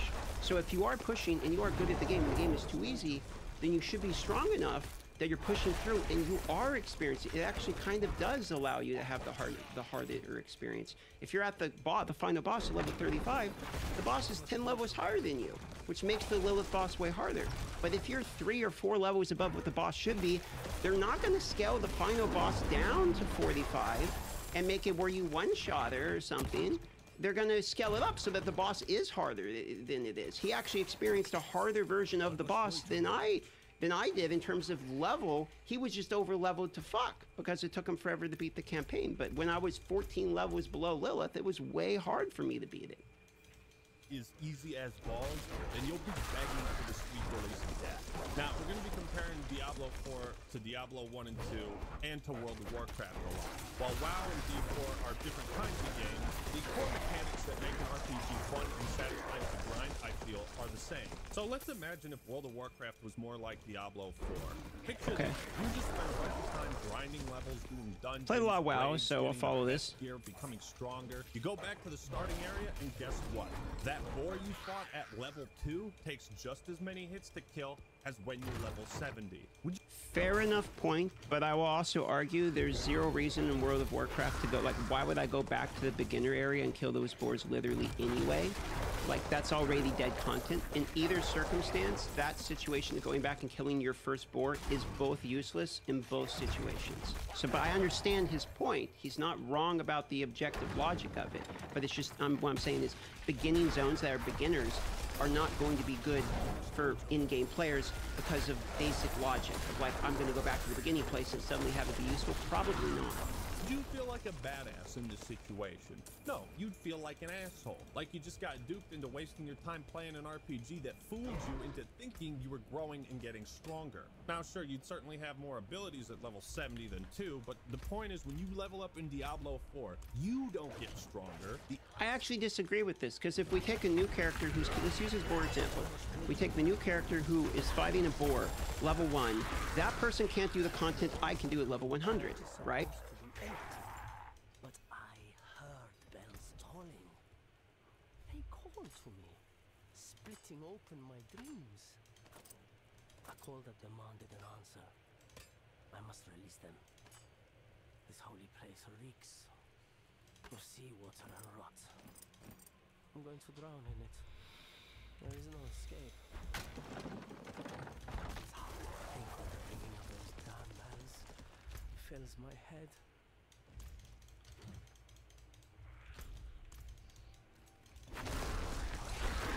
Right? Or whatever the max is in WoW now. Let's say I'm the max level in WoW. I can go back and kill his shit, but that new person can't go into my world and kill my shit. So I get what he's saying about the scaling, and I grant some agreement. Okay, the sense of, like, I want to crush this stuff that was harder for me before. Totally fair. But I actually don't think this is I think this is a little disingenuous of a point, because a new character can't do the stuff an in-game character can do, but an in-game character can do the stuff a new character can do, which I think is what he actually wants. And little. Welcome to my channel. So, because the challenge is consistently easy from start to finish, I was basically playing this game on autopilot, and if I wanted a game I could turn my brain off and play, I'd grind RuneScape. But Diablo isn't actually... Okay, he just mentioned old school RuneScape. I love him. S tier, best video, best channel. Hey, bring up RuneScape for me, you automatically gain points. Kitty is losing her mind again. RPG. I want action. I want something that's fun, exciting, and fraught with danger. If it's got some spooky, scary moments, that's a huge plus too. This level scaling mechanic is one of the most fucked up things I've ever seen in an RPG. It goes beyond simply making the moment-to-moment combat stale and repetitive. And you might be thinking, well, Ackman, what about Oblivion and Skyrim? Well, that's a lot different because you have some control over the difficulty, and the scaling only affects the types of enemies you encounter. So it's a lot different. To be fair, I think Diablo 4 excels. I want to hear that point again because I'm trying to. That's a lot different because you have some control over the difficulty, and the scaling only affects the types of enemies you encounter. So it's a lot different. To be fair, I think Diablo 4 excels in its enemy design. There's a ton of cool freaky demons like those spider hosts, walking ball sacks that spawn flies, the Balrogs return after you have fallen. Everything fits a theme based on the area it's in, and I like that. Enemies can spawn in unique ways. They unfreeze in the snowy areas or ambush you when you loot certain chests. Okay, Kitty, outside we go, Kitty. All right, sorry. The life of an animal owner. And fun to play around. Scaling fucks with the world and level design much more than you'd expect, because every corner of the game is now stuck at the same difficulty level. Therefore, no zone stands out or feels more challenging than the last. There is no sense of progression. Again, what if you took the scaling difficulty and added it to Elden Ring? What if you went to Caelid at the start and you didn't get your ass whooped by those giant dogs? Well, then that point wouldn't be as memorable. Okay, I still don't understand this point, because this literally exists in the game. Like I explained earlier, this literally exists in the game. In fact, let me just show you here, right? So if we go, and we're in Diablo right here, we're messing around trying to learn the Uber Lilith. If we go and we look at it, let me go into a low-level character and show you my point. So here's my point. This is my level 16 hardcore, okay? And if what he's saying is true, I don't have to worry. I can walk around the map and do whatever I want. But I've already experienced this. If I decide to go, you know, let's say over here, this is a level 45 area. The second I walk here, I lose my character. Like, it's just, he's just gone. And if I decide to go do a stronghold at the moment, I'm also going to lose my character. Now, I can understand how it won't seem that way if all you did is the campaign until you're level 48 and passed any of the progression since, okay? But if you took that long to do the campaign, you did a bunch of side missions and you did all that stuff, then you didn't really try to do the Elden Rings comparison, which is an unfair comparison. Like in Elden Rings, if I skip the normal sense of progression and go somewhere else and like get my ass kicked or something, then I sequence broke. But he didn't sequence break. He did the campaign and then he started looking at the overworld map. But he could have sequence broke and just skipped. He had just not done the campaign and walked all the way over here and just died. And then he would have had the experience of being, oh wait, I just died here. I need to go get stronger. And then he could have come back. I can't go here right now. I can't do it. I will lose my character instantly. So I understand his point, but I kind of fundamentally disagree. That is actually in the game itself already. The desolate atmosphere and red-tinted sky would betray the tone of Halo. The land of Halo would not have the stigma among Souls fans of being a challenging, oppressive area of the game. And that's what makes it stand out. You get what I'm saying? When you give players far too much freedom to explore an open world and you don't gatekeep any sections of it, then they end up having nothing to look forward to and nothing to go back to. It feels like there's no rhyme or reason to what I'm doing in the world of Sanctuary, and it doesn't matter what order I do it in, so it all just feels the same to me. Is this making any sense, or am I just talking out of my Diablo hole? Some of the points are making sense. I understand some of them. I push back on some of them because I think some of the stuff he wants is in the game, and maybe he didn't get to experience it on the first character. But there is some of the things he wants is in the game. Maybe not fair enough. Maybe not the level he wants in the game. Maybe he wants that to be a continual process and have more and more like goalposts to look forward to, which I can understand if that's the case. But there is I think it's a little unfair to say they don't gatekeep anything at all, etc. Because like I said, beat the campaign at 31. Lilith was 14 levels higher than me. It was very difficult. I was able to beat it, but it took a long time, was a difficult and fun challenge, right? So I both understand and disagree slightly. How about that? You know how in Breath of the Wild, after leaving the tutorial, you could go straight to Ganon's castle? I mean, you'd stand no chance. But that type of freedom is genius because you're given a sense of progression in the world in a different zone. You're not supposed to be here yet, but the design still lets you. I feel like this is just like welcome to my channel. RPG design 101. They dangle a super hard boss or tough enemy in front of you and say, come back when you're stronger, bitch. There's plenty of examples. The anti-guy in Paper Mario, the skeletons next to Firelink Shrine, or the sword dancer in Tales of Symphonia. That's why going back These to are good examples. Tree Sentinel was so satisfying, because at that point you feel like you've grown stronger and gotten better at the game since he whooped your ass. No, I actually completely agree with that point. I do think that I actually think there's an example we could probably use, which he might get into, which is the world boss, which is the world boss actually feels worse as you become stronger. So I actually agree with this point, that the coming back and fighting, move my camera here, coming back and fighting people later on would feel pretty good. So this is a fair point. And it's that feeling of growth and accomplishment that I tend to chase in RPGs. Unfortunately, in my 30 hours of playing Diablo 4, I never once had that feeling. These types of difficulty spikes, they just give me something to look forward to. I need a challenge I can't beat yet, or a super difficult optional boss thrown in my face, a forbidden area I can't access yet.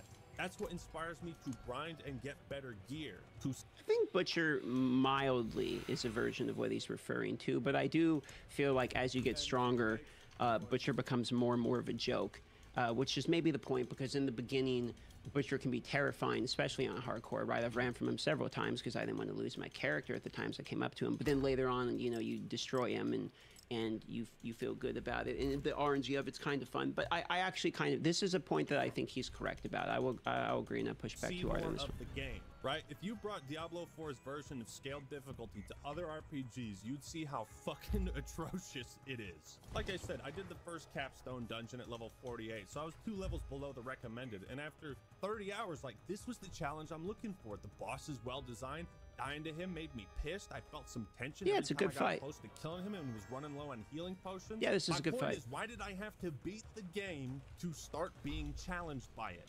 Remember how simple? Because you took a really long time Olivia, to beat the game. welcome to my channel. You overleveled the campaign. Because you did side quests and you probably explored the map and did a bunch of stuff.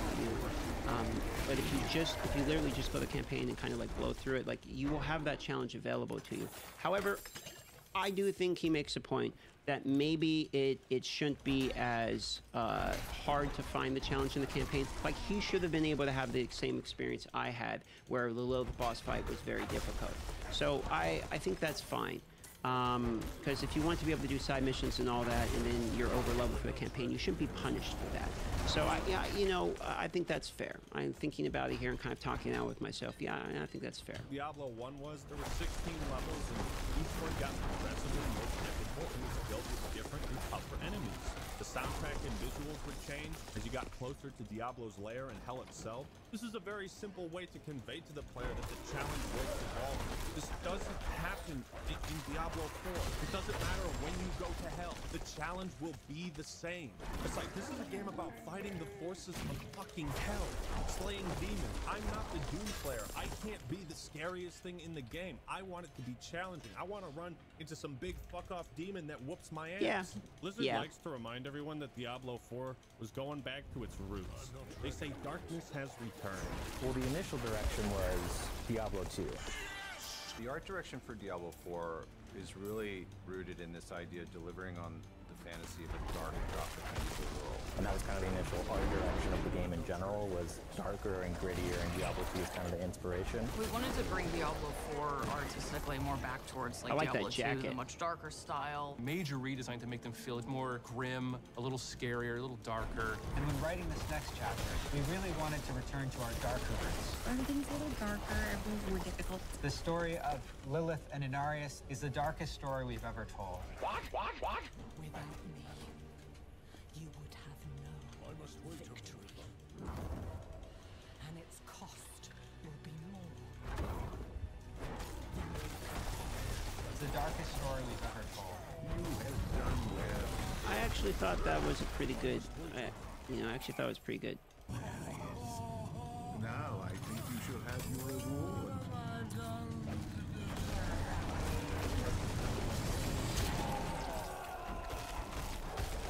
Okay, so maybe D2's was darker. I think that's the point he's trying to make here.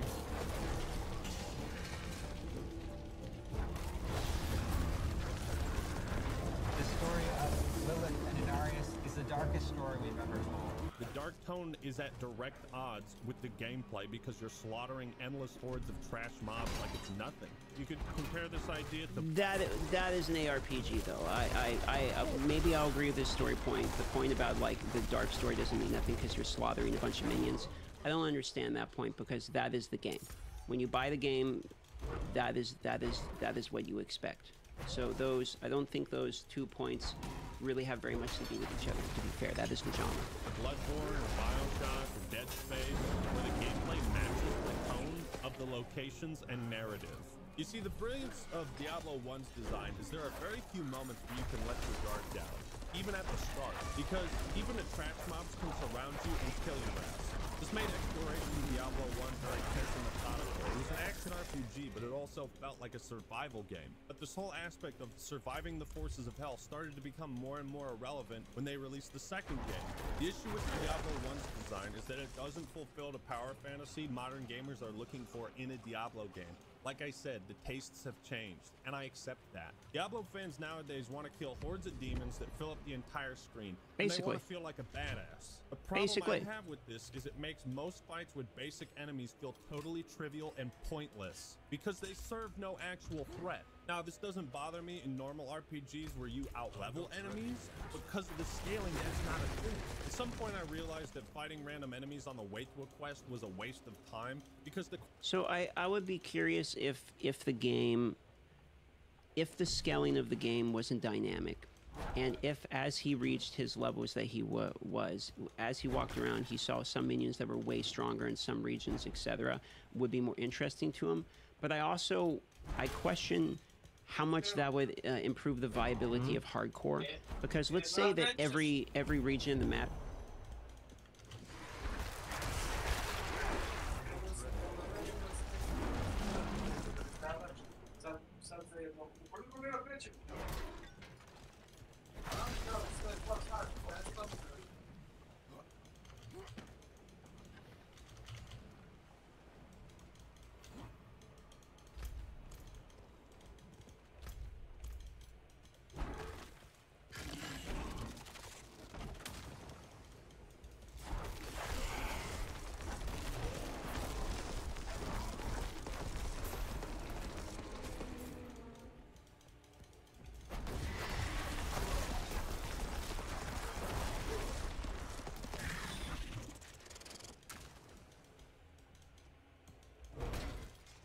Have one character that's like 30 levels higher or something, right?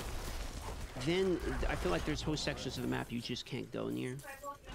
It could be a wrong point, but I understand what he's wanting. He's wanting to have it where as he walks around, even post-campaign, he's surprised by the strength of somebody. And I do fundamentally agree with him that the majority of the overworld, when you walk around, there's very few times where you're caught by surprise, like, oh wow, that's a big, strong guy. You do have the unique elites, but those unique elites are only unique from the aspect of the gear they drop.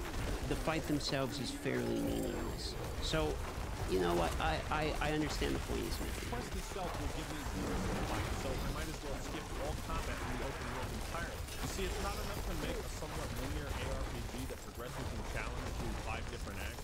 They need to make a Diablo game into some sort of endlessly replayable grind fest in order to maximize player retention and justify a live service business model. Diablo 2 was more open, but it was segmented, you know? You couldn't just run to the Act 5 area at the start of the game. If they had to have the open world, I would have suggested make the campaign somewhat linear, and then when players beat the game, the world opens up. There would be a lot more to it than that. So I'm a little confused because I feel like like earlier, maybe I'm misunderstanding his point, but earlier one of the things he said, and I think he used Breath of the Wild as an example, is that you're allowed to go to places that you otherwise shouldn't be able to go to, and you get shocked and basically slaughtered by those areas. And I feel like that's a little bit counter to running people through a linear progression and then opening it up. I kind of thought he wanted the other side of it, where he wanted it to be a little bit more open, and then some of the places on the map are very strong. If we force himself through one experience and then open up the map, I feel like maybe that doesn't give you the sense of the open world while you're experiencing the campaign, which is the majority of the first bit of the game. And Kitty's losing her mind once again. Okay, Kitty, we'll go out.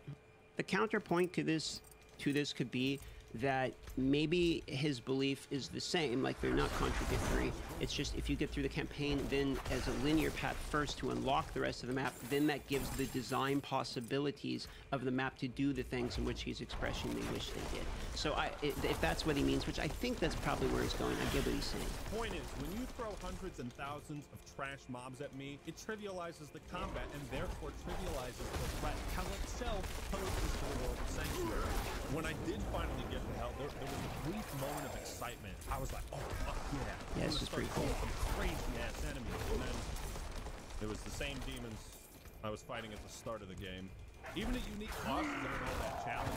I actually don't disagree at all about the same minions throughout the entire game. It's my biggest, not my biggest problem, that's hyperbole, but it is one such issue I have with the ARPG genre in general. It's just slaughtering things, and the minions themselves just become like a colored block in your eyes where you're like, oh, it's one of these, let me just kill them. I understand that like you want repetitive of the same minions so that way you can learn their mechanic and how it works, and they're sort of like puzzle pieces and you become better at solving the puzzle each time. I get that, but I also fundamentally agree with him on the point that the same minions in the beginning and the same minions at the end can feel bad. I do agree.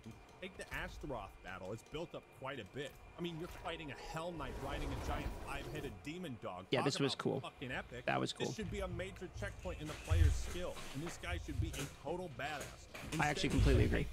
because of scaling difficulty. I made a video. I actually do completely agree about Astaroth. I think Astaroth is one of the coolest bosses in the game, and it's not a difficult fight. I don't think it's a difficult fight, and it could have been like Lilith level of difficulty, and I would have been more excited. So I do agree with that point. A long time ago about the most important thing every video game needs, and it's challenge. If I'm not challenged, you know, then I don't see a point. I don't see a point to playing the game, and that's how I feel about Diablo 4. I might have been willing to grind to World Tier 3 and deal with the game's lack of difficulty up to that point if it weren't for the second crippling flaw, the skills. Now, at first I was having a blast with this game, and every time I leveled up, I was super... You know, I'm realizing that is one point, though. He says he wants the ability to fight things like above him and be wowed by it and kind of lose the battle. But I do think that's sort of like the way Diablo does that with difficulty. Like, if you unlock Torment early and you go to Torment, you're gonna get killed by 73s. And if you go to... or if you go to, you know, tier 4, you're gonna get killed by 73s. If you go to tier 3, you're gonna get killed by 50+. And if you're not that level, like those minions will actually be that level. So I think he might have missed out on a little bit of what he actually wanted to see if he hadn't tried. If he hadn't tried the other difficulties. But then again, if you're going slow and you're experiencing the map and you're pushing through, you know, just a little bit of the stuff that you want, I mean, you're over leveled for everything, then you're probably not experiencing it. But if he was pushing hard and unlocked the capstone early, then he would unlock tier 3 early, which would mean he would unlock the higher level minions early, which means he would have that battle available to him. So I think, while I agree with the skill dynamic, kind of going back to that point, the better you are at the game and the faster you progress at the game, the harder it is because you're accessing the harder content early. But if you're going very slow and very methodical and you're purposely testing everything out and doing all the side missions, 100%ing, you will be over leveled by the time you get to the harder content, which I do think even if we use that same example for all of the games he's mentioned. I played World of Warcraft, I played some of Elden Ring, not all to be fair, I could be wrong about it, but I do believe that if you do everything in the first area in almost any game before you go to the second area, you will be stronger than the people who did the minimum in the first area going to the second area.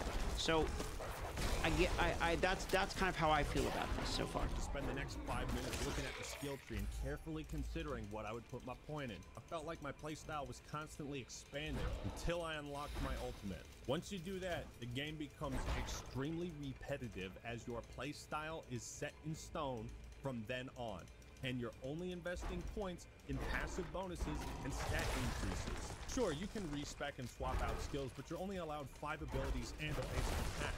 Once you max these abilities out, you can only move laterally, not vertically. You can't expand your playstyle or your arsenal of tools. You can only swap things out. That's true. Does that make sense? Yes, this limitation does create trade-offs and forces players to think carefully about what to invest in and what type of playstyle they want.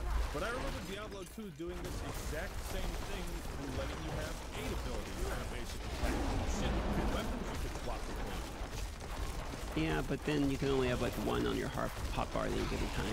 You can swap these out in the game too. You just have a cooldown associated with it. So you can do the same thing, basically, is what I'm saying. Granted, the cooldown, okay? But like you can have all of the skills in the game unlocked and put them on your bar at any time. You can do that, which is essentially sort of what D2 has. However, I do understand the point about like if you do that, you're going to be locked out with cooldowns, etc. But I understand his point. I actually think most people would fundamentally agree with if we took the ultimate and made it its own button, since the ultimate seemed to be somewhat non-impactful. You could even nerf the ultimate a little bit if you want. They're already kind of bad, okay? And then you have 1 additional spot. I'm okay with this point. Diablo let you have what, like 30 different abilities and magic spells? I guess this 5-skill limitation in Diablo 4 wouldn't bother me so much if it weren't so tedious to change build, right?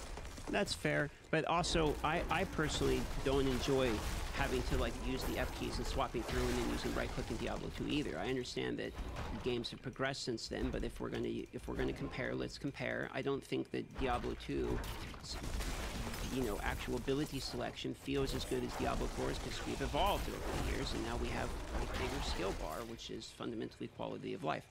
If you get to a super high level in Diablo 4 and decide to change your playstyle, you better have enough gold to change it back in case you hate it. Because there is no loadout system, which I think would work if you could purchase like loadouts. Completely agree. Completely agree. He's going right into points, which I've said, most people have said, we're all going to agree with. No one's going to disagree with this. Armory system would be good. Loadout system would be good. Better refunds would be good. Scroll of Amnesty that's coming in the seasons will be good. I completely agree with all this. Slots, and you could swap those out at the stash. I'd probably keep playing the game if that was a thing. But right now, it just feels like Diablo 4 is insistent on restricting the most fun aspects of its gameplay. Is it for balance? Balance for what? PvP? Who the fuck cares? WoW lets you use like 500 different abilities. Balance for PvE? That's a laugh. We just established the game is too easy up until you hit level 50. Maybe it's to force players to make trade-offs, and that seems more likely, but come on, man. It's boring. The main cornerstone of D4 is play your way. Between all of our different systems, you can really create a custom character in ways that was not available in previous Diablo titles. You're a liar! You're a liar! In the eternal conflict between the high heavens and the burning hells, Diablo 4 offers you more choice than ever before. This too is false. Because we have all of these different ways to make your own character, there's a lot more possibility compared to previous titles of how you want to play, how you want to build your character. Liar! See, I had this fantasy of being a lightning-throwing, shape-shifting druid. I wanted to have a hybrid between those two builds, but I had to settle for just the lightning. Why can't we have more hotkeys? Is it a technical limitation? Well, the hybrids are unlocked at the higher level, brother. If you want to have a werewolf storm build, you can do that. If you want to have a werewolf lightning build, you can do that. If you want to have an earth bear build, you can actually do that. But you need to get the items that are from the difficulty that you chose not to unlock in order to have that accomplished. So I kind of disagree. Like, because they're making the game for top tier too? Well, that doesn't make sense because Dragon Age Origins, Fable, and other RPGs have had workarounds for that issue. But let's look at another top-down RPG that's also on console. Divinity Original Sin 2, one of the greatest video games ever made. You can invest points in the memory stat to unlock more skill slots. There's no limit, and you can do this with 4 different characters. It's literally like that easy, or at least it would be if when you leveled up, you can invest points in attributes, but you can't. Making my way across the Delta was a little bit tricky, but I've had tougher. Now, I just need to find this cursed pool, collect a flask full, and get back to the witch to grab my corn. Easy gold.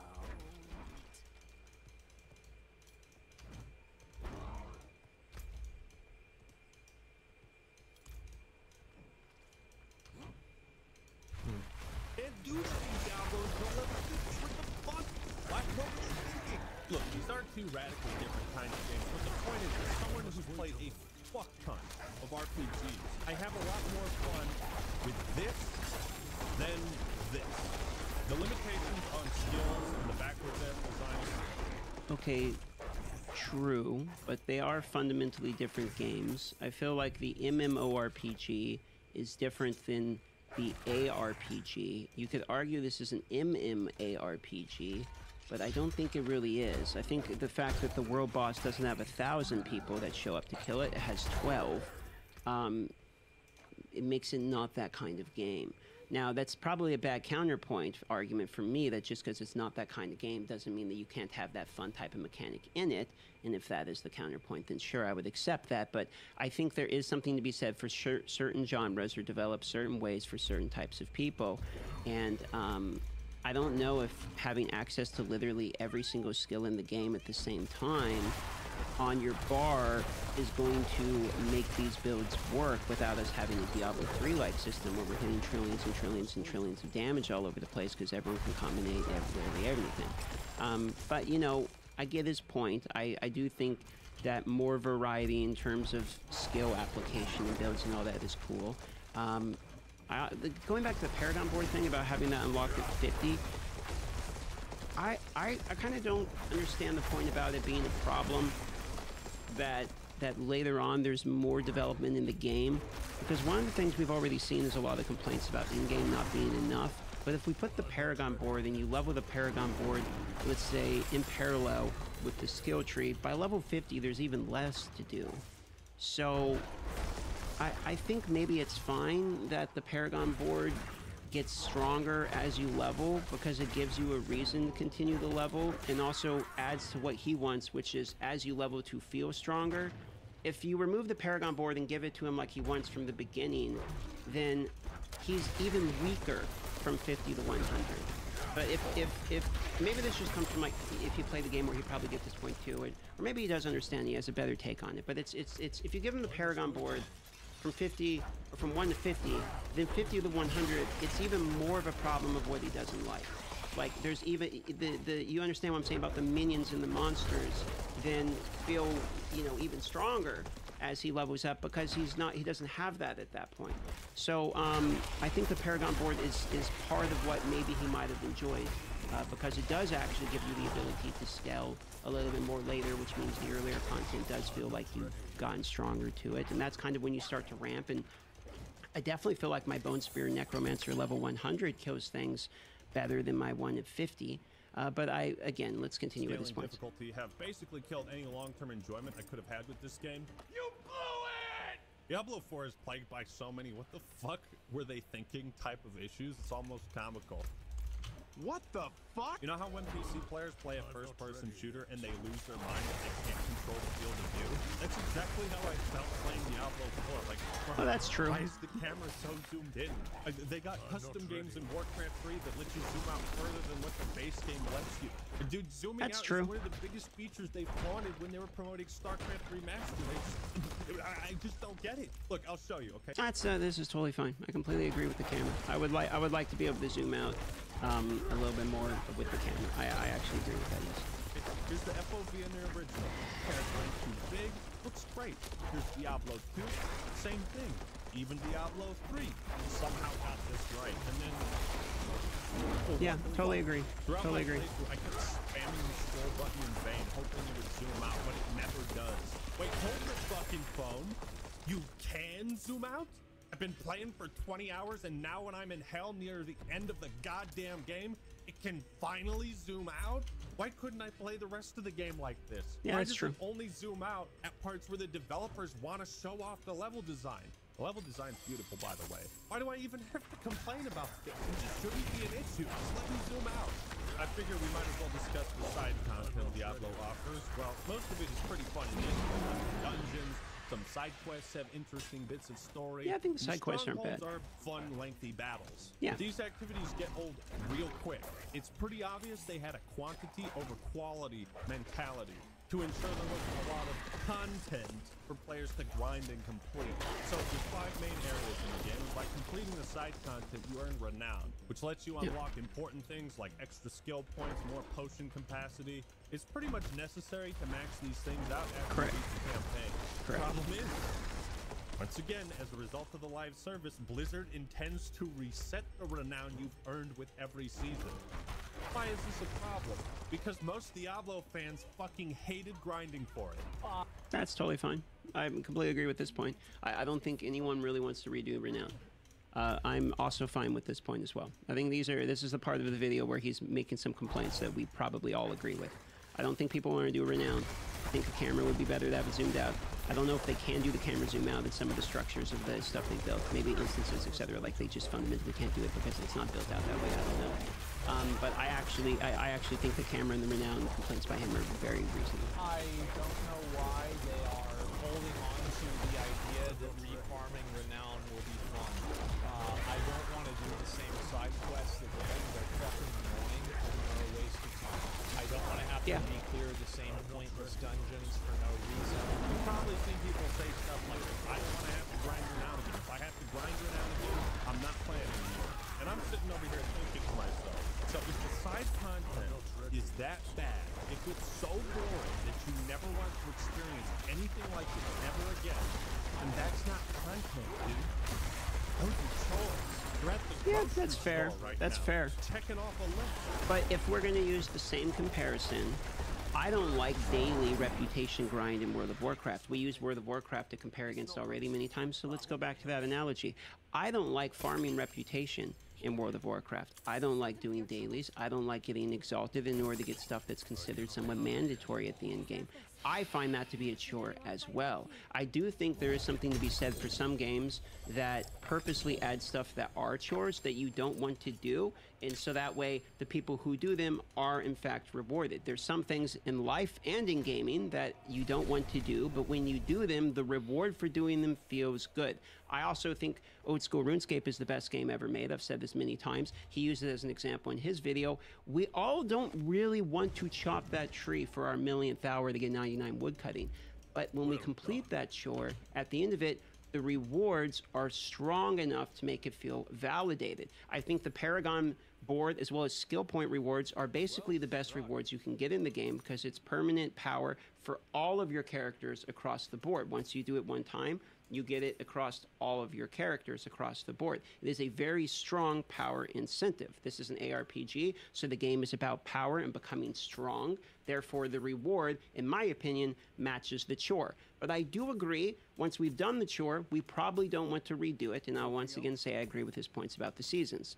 You know, maybe these activities are worth re-examining and redesigning to make grinding renown a fun experience so that players are open to doing that again. In the promotional videos, Blizzard kept reiterating how much content there is, and that players will never run out of things to do. It's been created to feel full of things to encounter, full of secrets to discover, full of characters to interact with, full of stories to find. You have so many activities that you might run into. Diablo 4 offers so much more for players to do than ever before. We've really crafted the world to feel like there's always something just around the corner to find. Every single time you come back to play Diablo 4, there's going to be new stuff for you to experience. There's over 120 dungeons to play through and find. We've got almost 150 dungeons in the game. There's going to never be an absence of something to do. It's really just going to be a way to keep coming back and experiencing more Diablo 4. It's usually a red flag when I hear developers talk like this, because what they're actually trying to say, if you translate it, is our game is going to have endless amounts of boring, tedious, and shallow activities. They focus on the scale of content instead of its quality. They prioritize the grind instead of the fun, the exciting, and the new. I don't know, man. I guess I just don't get it. I don't understand the appeal of having. I wonder if he liked Diablo 3. Sounds like he liked Diablo 2. He hasn't mentioned too much his feelings on Diablo 3. I feel like Diablo 3 was very much a grind as well. I would spin to win as a barbarian in a rift, and I would do one higher, and then I would do one higher, and I'd do one higher. And it was kind of the same thing. So I would be curious to know kind of about that. My progress and my character reset every few months, and then having the devs try to pass it off as a feature and not a corrupt save file. You know, getting to level 40 and saving up enough money. I see the chat is saying that he didn't play Diablo 3. Okay. Well, I guess we don't get that opinion. Buy a mount in WoW Classic was a big deal. I felt so accomplished after I did that, and that I could explore the world much more efficiently. But more importantly, Blizzard didn't take my mount away after 3 months and say, go do all that shit again, asshole. Yeah, that's fair, but What's next on the agenda? That's fair, but we did have to level up and grind and get the flying mount, which was the new one. And but you know, I get his point. Yep, that's fair. Stats and loot, the bread and butter of most RPGs, and the main reason people play them for hundreds of hours. On some occasions, you do get a nice reward for completing a quest or defeating a boss, like this amulet that summons a barrier, or the Mother's Embrace ring you get from Lilith. But these are extremely rare in the campaign. Now, it might just be me, but I find the majority of loot drops in Diablo 4 to be terribly unexciting, to the point where I hardly read what most items actually do. And at a certain point, I just walk past chests because they rarely hold anything of interest. I think the loot is extremely boring for a few reasons. Number one, it all looks extremely generic. Maybe it's because I'm playing as a druid and druid items are boring, but when I look at the loot in Diablo 1 and 2, it just looks way fucking cooler. You got like the skull shield or an arcane valor. I mean, look at the helmets and how colorful and different they are. But in Diablo 4, when I find a pair of boots, I feel like... You know, the art icons are a decent point. I think I agree with in terms of it being in your inventory. I think the wardrobe, you can go to the wardrobe and you can pretty quickly see that they fundamentally look pretty different. And I actually think the wardrobe cosmetics look better than the paid ones. And do look pretty good. I've seen that same opinion mirrored by a lot of people. But I think if his point is in the inventory, it doesn't look very appealing, then yeah, sure, I agree with that. Like it's the same fucking pair of boots I've already seen 100 times. Am I the only one who feels this way? Am I missing something? Am I tripping? You know, maybe it also has to do with the fact that every item takes up the same amount of space and the icons all look so similar that in my brain, it all morphs together. There are very few moments where finding a piece of loot is genuinely exciting in Diablo 4. And part of that is because I'm also not a huge fan of RPGs that dump a bunch of meaningless numbers and stats into the menu and equipment. Remember how awesome? I think that's pretty telling. I think you might not like ARPGs. Maybe you like Diablo 2, but I don't think any of the stats in this are like too meaningless. There's bad stats and there's good stats, but both having stats that are bad has meaning because you don't want them, and then having stats that are good have meaning because you do want them. So ARPG is a lot of math. I mean, people use Excel spreadsheets for this stuff, and I think giving those people, the people that are really into the game, numbers to work with is probably a good idea. However, I do agree with him that the loot isn't that exciting. This isn't something that is a very controversial opinion. I think most people have agreed with this. It's the itemization is literally the largest complaint we've seen in the game so far. I myself, when I was reacting to trying to get his name right, Sidus, and I butcher it every time, I apologize, but he was talking about the same thing, and it does seem to be a very common complaint from people, so I understand where he's going with it. It was in WoW when you got that first item that boosted your stats instead of just armor. Oh, dude, 4 strength, 4 stam. Classic meme. Ah, level 18. I think part of the reason this clip became a meme is his excitement mirrored our excitement. Yeah. That was for a belt that he found at level 18. Yeah. I have never been even close to this excited for any item in Diablo 4. I have been, to be fair. I have been. There's plenty of clips of me being like, oh shit, that's a good bro, you know? If he hated all of the drops from the beginning, like I guess I'd be really curious to see when he got his first legendary. Did he feel that way when the first legendary dropped? What was his reaction? Was he like, like, all right, this is unexciting, and then equip it? Or was he like, oh, a legendary, and then feel, because I'd understand your 50th legendary isn't as exciting as the first, but I don't know. I felt the first few I felt excited by, and then at that point it's mostly after the first ones, then it goes down to the numbers, which is why the math is important and the numbers and the stats matter. But the first few are exciting because of the dopamine, and after that it's exciting because of the stats. Praising the value of an item in an RPG, it really helps to understand the game's mechanics and what certain stats actually improve. If the stats and numbers are too convoluted, then players aren't going to understand or feel any tangible benefit from increasing them, right? Again, you look at items in WoW, like plus 17 stamina. What does plus 1 stamina do? Plus 10 HP. Okay? You can easily wrap your head around that. But because the sense of progression in Diablo 4 is so fucking skewed, now you find an item that's like plus 9 to all stats. And you're like, what the fuck? That sounds awesome. I'm only level 20. And then you look at what 1 point of strength does. And what does it do? Gives you 1 point of armor. Okay, well, I have 3,000 points of armor. So this is worthless to me. I can't get over this. Like, strength doesn't improve your damage or nothing? What does strength typically do in an RPG? Well, that depends upon what class you're playing, my brother. If you're playing the barbarian, it will. But if you're playing the druid, you're going to want willpower. You want to use this big-ass weapon? Strength requirement. You want to do more damage? Strength. Bro, even in Warcraft 3, the strength stat did more than what it does in Diablo 4. And that wasn't even an RPG. I've never played an RPG like this where the core stats felt... Well, yeah, you have, because the one you just showed worked that way. Like, why you were saying that, you were actually showing it. Like, where is it here? The Skyrim. I played Skyrim. That's how that worked. I mean, if I'm different builds, different stats did different things. I'm not going to level intelligence and then have daggers. So you actually have played. I mean, you just why you said those words. You showed the one that works that way. How do you balance a game that has skill trees this big by making each point basically worthless? Diablo 1 did it better. I cannot for the life of me understand what they were thinking. The reason I bring all this up is because so many of the stats on items I look at it and I'm like, well, this doesn't mean anything to me. Or it doesn't. No, that I agree with. I'm not going to argue about that. I do actually think that the stats could be better, and I think it was Asmongold that said, I think what was it, paraphrase Amir, where he said something like the average person's going to look at like plus 23% of crowd control damage or slow damage and just like not give a fuck. And yeah, okay, yeah, I do believe and agree with that. So this part I actually agree with. I think the fixes could be more exciting. There's too many multipliers and it's too confusing about how exactly it works. I completely agree with that. But if the point about like strength doesn't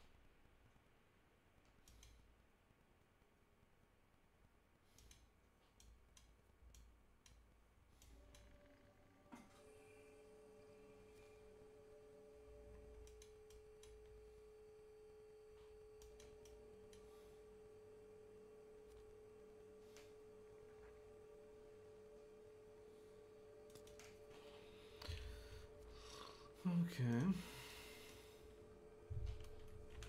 Ljudi, ja sam otišao na posao. Izvinjam se što sam nesocijalan, ali tako to ide. Yeah, so I'm off to work and I'm gonna be closing the game like in 5 minutes or so.